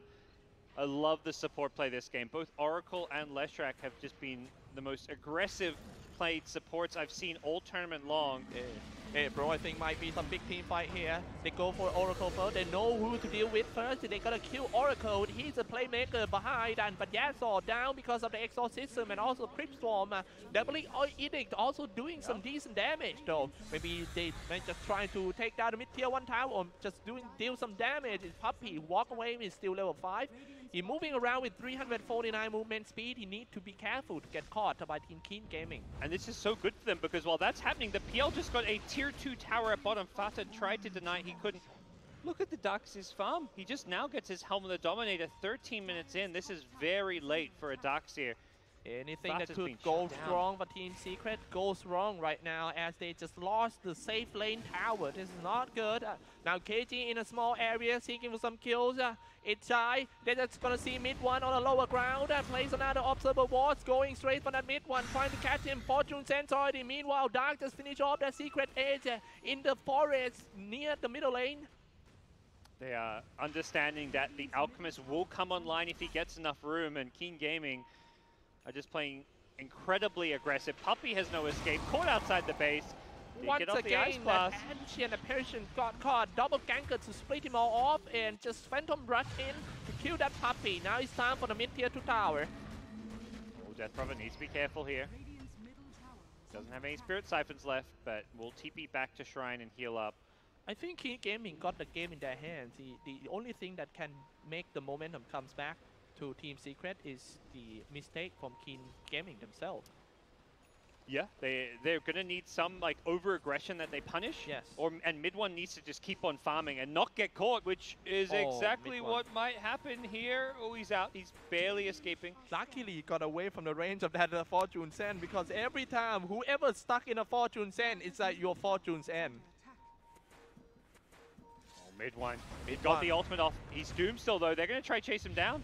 Doom and also the Infernal Blade. Shooting the Ice Blast, trying to help mid 1. This is not going to help that much. It seems like they are playing... Oh, wait, now Vacuum back. They might get something out of this team fight. They got Yuna. They might get that Jiang too. Jiang. Team up with the... that Chai. Just going to go for that Puppey. Fortune Send to end him. And unstoppable already for Chai. Wow. Ace is just like, I don't want anything to do with this. He's bottom lane, just taking creeps, trying to push a tier 1 tower. This is all while the PL just farms. He has his Diffusal Blade up now. The PL has just been free farming this game while the other 4 heroes run around. And they're not just running around in circles, they're running in a straight line towards the nearest secret hero. They see a hero, they run straight forward. There is no hesitation. It's so like... They're like a charging bull, They're playing like robots right there, like kill, switch, engage. They see someone, let's press the button, go in, don't think. Yep. It has worked so incredibly well. And Keen Gaming continued to get further ahead. 18 kills to 4. Don't think much. When you see someone, you only have 3 seconds to think. If longer than that, you are not going to go in because you think too much. Now they see the Alchemist, they got 3 seconds and they just go in. And Alchemist died once again. That is actually 5th time already in around 15 minutes that Alchemist goes down. Wants to kill bottom. Ace needs to be careful. And here we go, diving in with a Timber Chain in. A little bit too deep for that Ace. He get Il Scepter inside and a Chakram. Maybe a split third would finish him off. He's running out of mana, trying to get as far as he can. Before he teleported away, he was stuck in a split third, and now he's dead. And meanwhile, in the middle, Phantom Lancer get rid of Yapsaw as well. This is getting bad and bad for Team Secret. Yeah, Alchemist is a hero you want to be ahead in farm with. You often have a very rough early game. The first 15 minutes can be very slow because of the Radiance timing, but you don't want to be this far behind because you've lost all your towers. So when you're an Alchemist, when you get your Radiance, you need to have your side of the map free to farm so you can farm the jungle, farm the stacks, use your Greevil's Greed. That's just not been possible. Oh my goodness, Zeda's gonna dive inside. Puppy died once again, and next one is going to be that Alchemist. I don't think he stands a chance in front of that PL with a Diffusal Blade. Nope, Alchemist running out of mana already. He still got a HP regen though. Still charging in for PL. Kill switch and scan for PL and just gonna crush down that mid one by one. No retreat, go in only. And here we go, PL, Dark, a little bit too over aggressive. He have to fall back. The tower shooting on the PL illusions. He got some heals from that Oracle with the Fate Edict and also the Purifying Flame. He's gonna be fine. Now they're just gonna keep going. 4 to 23 game score, 17 minutes only. Keen Gaming about to take down the mid-tier 3 tower, but they decided to retreat first. Yeah, I think they looked up and they're like, oh, wait, it's 17 minutes? Oh, okay. Okay. Too early, too soon. All right. Let's fall back. We'll be back, definitely. Oh, yeah, that is definitely the case. The second the Alchemist leaves the base to farm, they may just run right for him. He manages to TP out to the bottom lane where there's some good farm, but Keen Gaming, while this happens, will take the last outside tower. Their Exorcism is back up in 40 seconds if they want to go for Roshan. Look how slow that Alchemist moved to somewhere. He moving around with around 344 movement speed. Oh, and they smoked to gank him. And yep, they leave the Doom up top and they're already hunting him. Give me a break, come on. I told you, the second he shows on the map outside the base, they hunt for him and he's got no TP. They miss him though. Oh. Ooh. Just got away. 2 ships passing in the night. Yeah. Mid one is so lucky to not have died there. They're still chasing him. They got the Fortune Sand from long range. And Il Scepter to set all things up. Not a Fortune Sand, it's actually the Rod of Atos. I'm sorry, however, mid one goes down for the 6th time in this game. Maybe it's time to go up to the high ground. I thought he dodged the gank, but the Atos has such a long cast range that they still catch him. It was the Atos, and then follow up with the Il Scepter, then Fortune Sand. This guy is a fortune teller. Now he's just gonna go inside. A Doom and a Timbersaw, and also locked down with a Rod of Atos and dropping a split third and easy killed and force the buyback out of that Timbersaw. The tower about to go down. Exorcism works real well, and also the attack speed of that Phantom Lancer going straight for the melee rack. Vacuum back into the wall. That wall got buffed though. Can they defend with the wall? They only got 1 illusion. I don't think they can stop the ghost though. No. Now, oh man. There's no PL illusion. They really need the PL. PL illusions is gonna tank all the damage. Illusions, yeah, they dropped into the wall in order to create the PL illusion. Yeah. But now I don't know who is who in this war. Without Darkseid catching the PL, it's very difficult. And the Exorcism wearing off, but they still want this melee barracks. This war is even messed up, that Infinity War right there. Now let's go for that Doom. Doom, Infinite Blade, he did what he could. A split third on 2 actually gives the assets right away. More promise, but no, not gonna get away. PL down, Team Secret still managed to defend their middle racks, and now they're just gonna charge out. It's time for Secret to strike back, but he blow himself to get into the tree line just in time for that Oracle into the fog. Oh man, They wanted this melee barracks. It had 100 health here. They know it's low, so they're going to go finish off. PL bought back. He didn't even. It doesn't even cost that much this early in the game. That's only 800 gold. It doesn't even cripple him to use a buyback. You only know just to push in and just keep on fighting and fighting until the end. I told you that this Chinese team actually have like a very unique style of play. PL, unlike careful. other Chinese team, PL, they're taking a lot of damage and he's going to be healed because of the Fate Edict, and also the problem is Yapsaw down for the first one, Secret down to 4, but he bought back right away. Yapsaw, Team Assault about to respawn, and that's why Team Keen Gaming retreated. They're going to back off, probably wait for Roshan. With PL's buyback down, they want to get him the Aegis. Give them some breathing room to not have to panic too much. They've got a Shrine. They're going to group up as 5, Shrine up, and Exorcism will be online in 20 seconds. Then they can go for Roshan if they want to. But Secret, your plan has to be stop them getting Roshan. If you can stop Roshan and kill the PL, I say that Yapsor. Oh no, and he got caught once again, running into a train of Team Keen Gaming. Ooh. You know, Atos is one of those items you never see it bought. It's not a good item, but this game, it is amazing. Can stop the Timbersaw from escaping, can catch the Night Stalker, who's such high movement speed. It is such a good game to get this item, and we've seen how effective it can be. Do you remember this playstyle in Dota 1? We call it a train Dota, where everyone just going everywhere as 5 and train, just hit.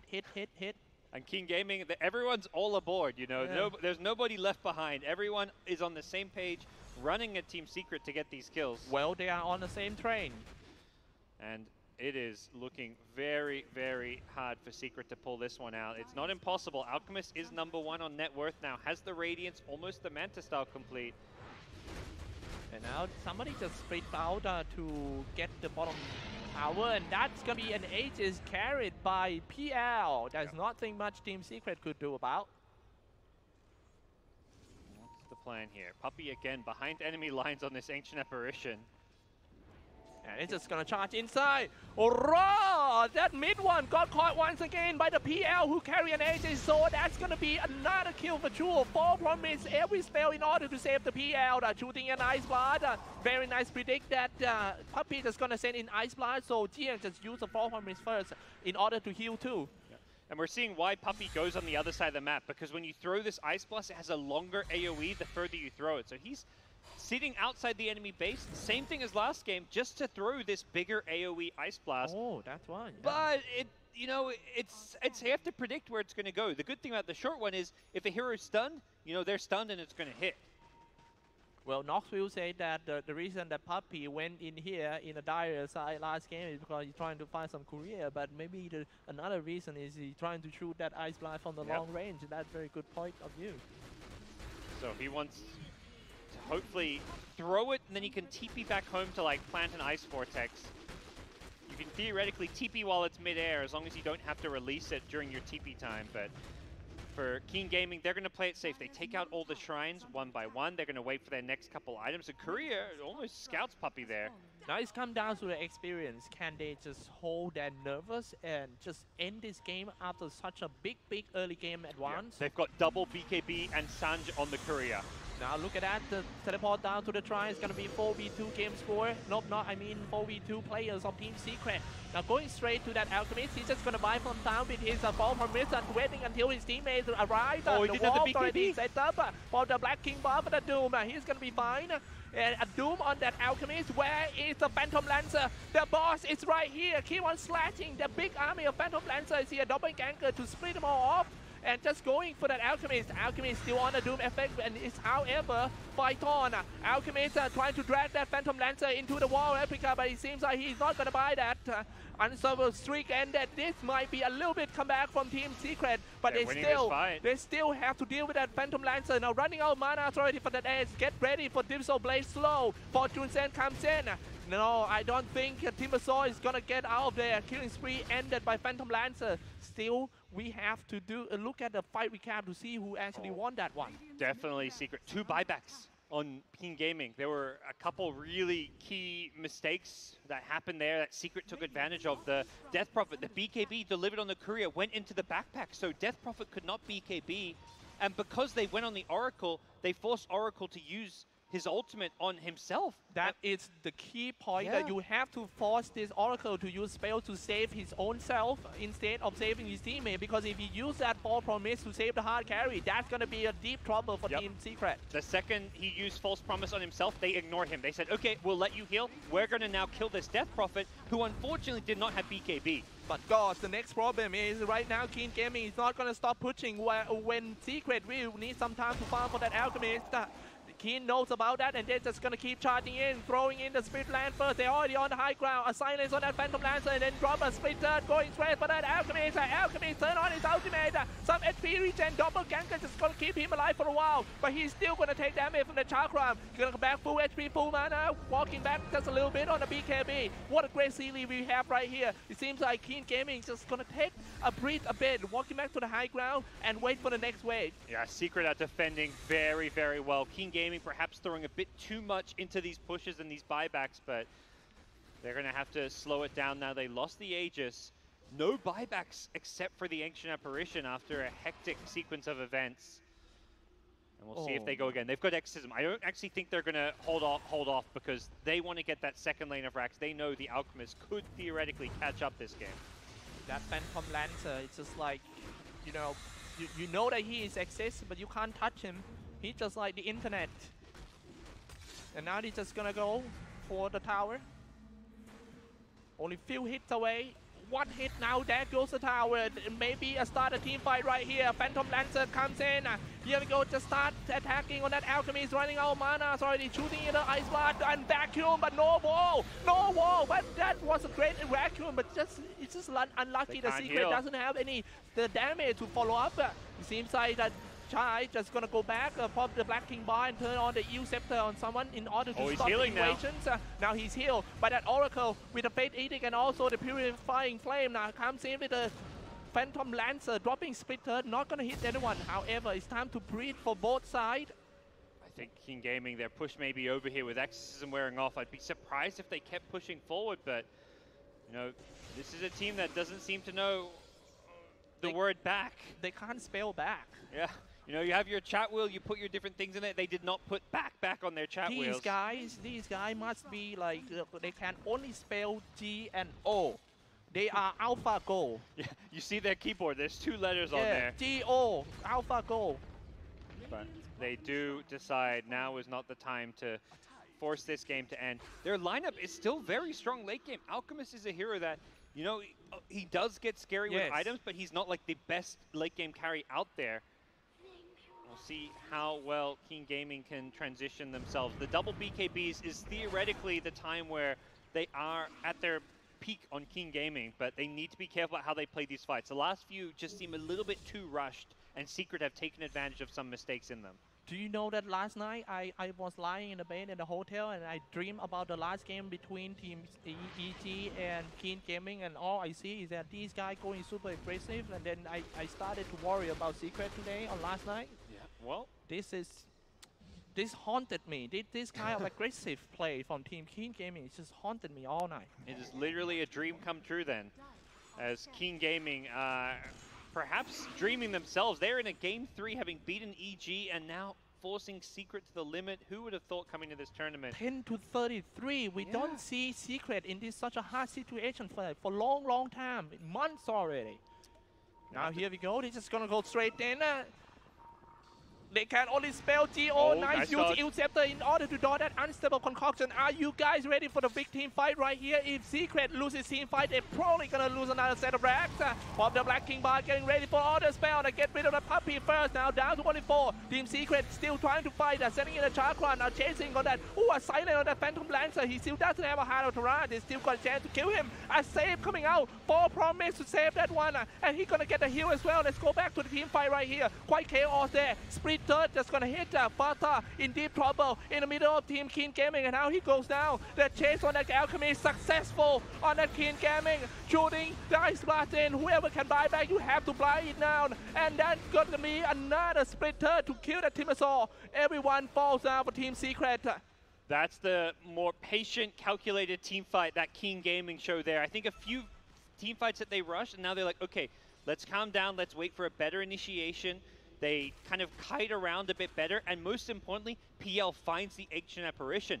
If Oracle is the key hero for Secret to kill in the start of the fight, it's AA on Team Secret. Once Puppey gets gone on, he can't throw a good Ice Blast, and he unfortunately just has to rush an Ice Blast, only hits the PL, didn't get to combo with his team, and the Ice Blast was just not a threat in that fight because of it. And PL only need 2.5 seconds to deal with that ancient apparition. That's Well, quite scary. Next fight, he's going to have a Heart of Terrasso. He's going to be that much more tankier. Yes. Very good item to have against these lineups that want to blow you up. While you can't heal from the heart during like an AA Ice Blast, the idea is that you just have so much health, they can't kill you at all. From my 350 game of PL, you know, once you got the Heart of Terrace, the game should end right there.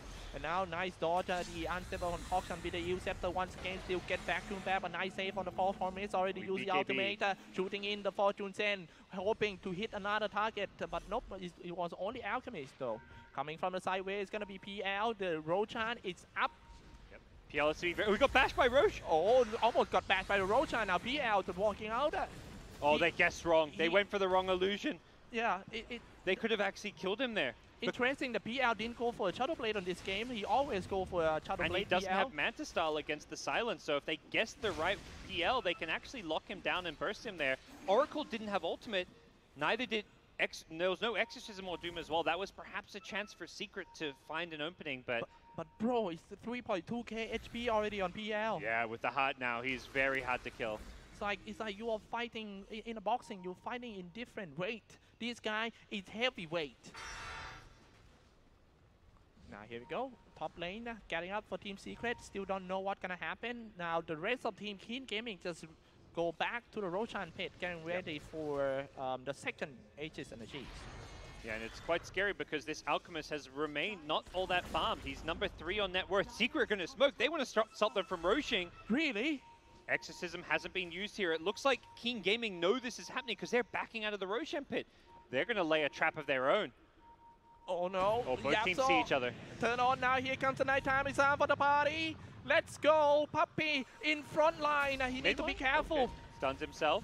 Yep, he just needs to come back and Jai use the G1 Sky, and now he's just gonna catch out that Alchemist running out of mana. It's already sent out the wall, and every goddamn spell in a small area, shooting in the Ice Blast as well, the Chakram, everything, but still looking pretty healthy for Team Keen.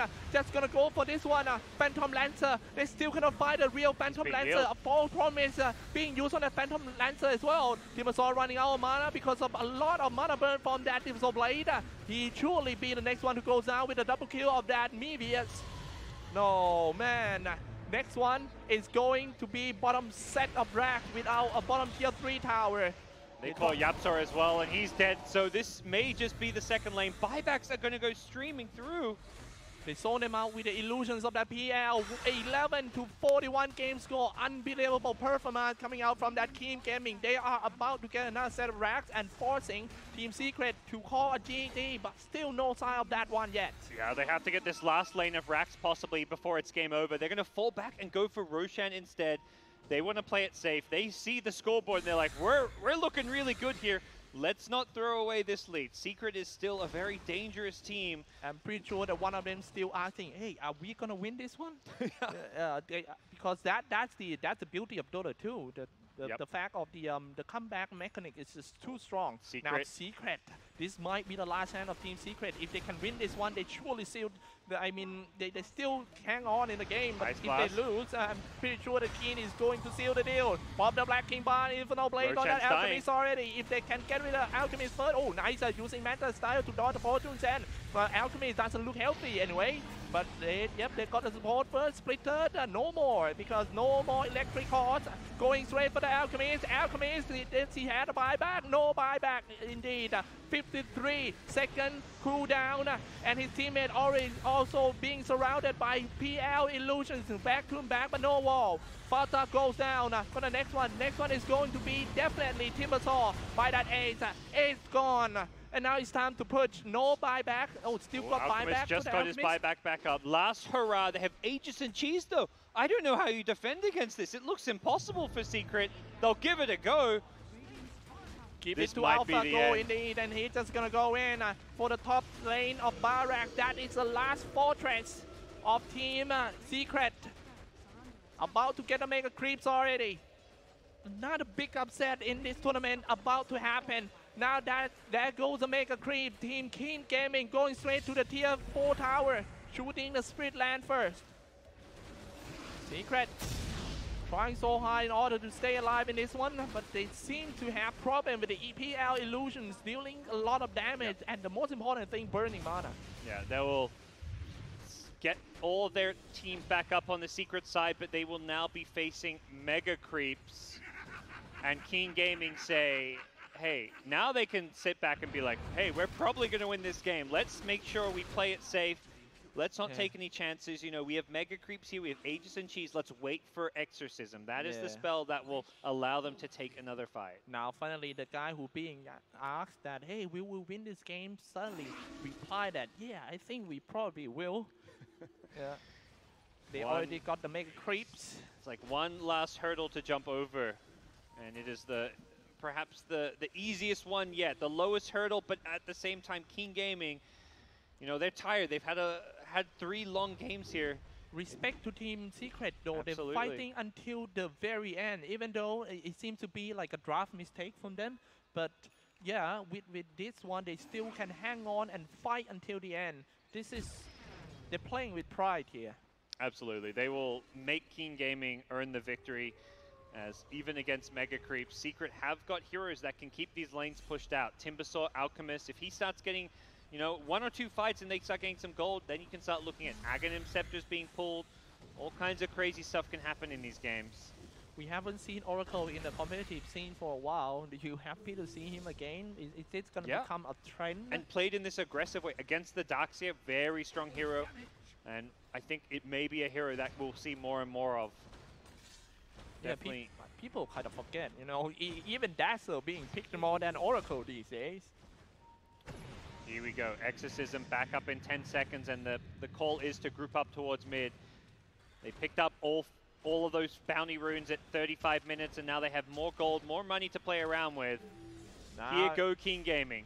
Yeah, here go Keen Gaming indeed, and they let that Doom and Phantom Lancer in front. Phantom Lancer with 3.4k HP. They started to fight with open the Chival's Guard and just go straight for the mid tier 3 tower. I'm sorry, tier 4 tower. Vacuum back into the wall. That might be the last wall. They have to defend on this one. Sending in the Ice Blood, but everyone just fall with the Black King Bar, so they all are safe from the magical damage. And that's gonna be Puppy. Puppy, first one goes down, 4-5 already. Seems to be very hard to defend right now for Team Secret. Everyone can buy back. They have to buy it now. Going straight for the tower. Sprinter in order to stop them from coming out from the fountain. Going straight for that. Oh man, Alchemist died at 70 seconds without a buyback. It's time to call GG for Team Secret. Keen Gaming gets through the grand finals of GESC Thailand Bangkok Minor. What a performance from this squad. Keen Gaming, you know, they showed yesterday was not the end of Keen Gaming. They upset EG, and now they upset Team Secret, the 2 big Western names here at this tournament. They are in the grand finals, Cyclops. They are in the grand finals. We were talking about this team right before the tournament started when we were at the hotel.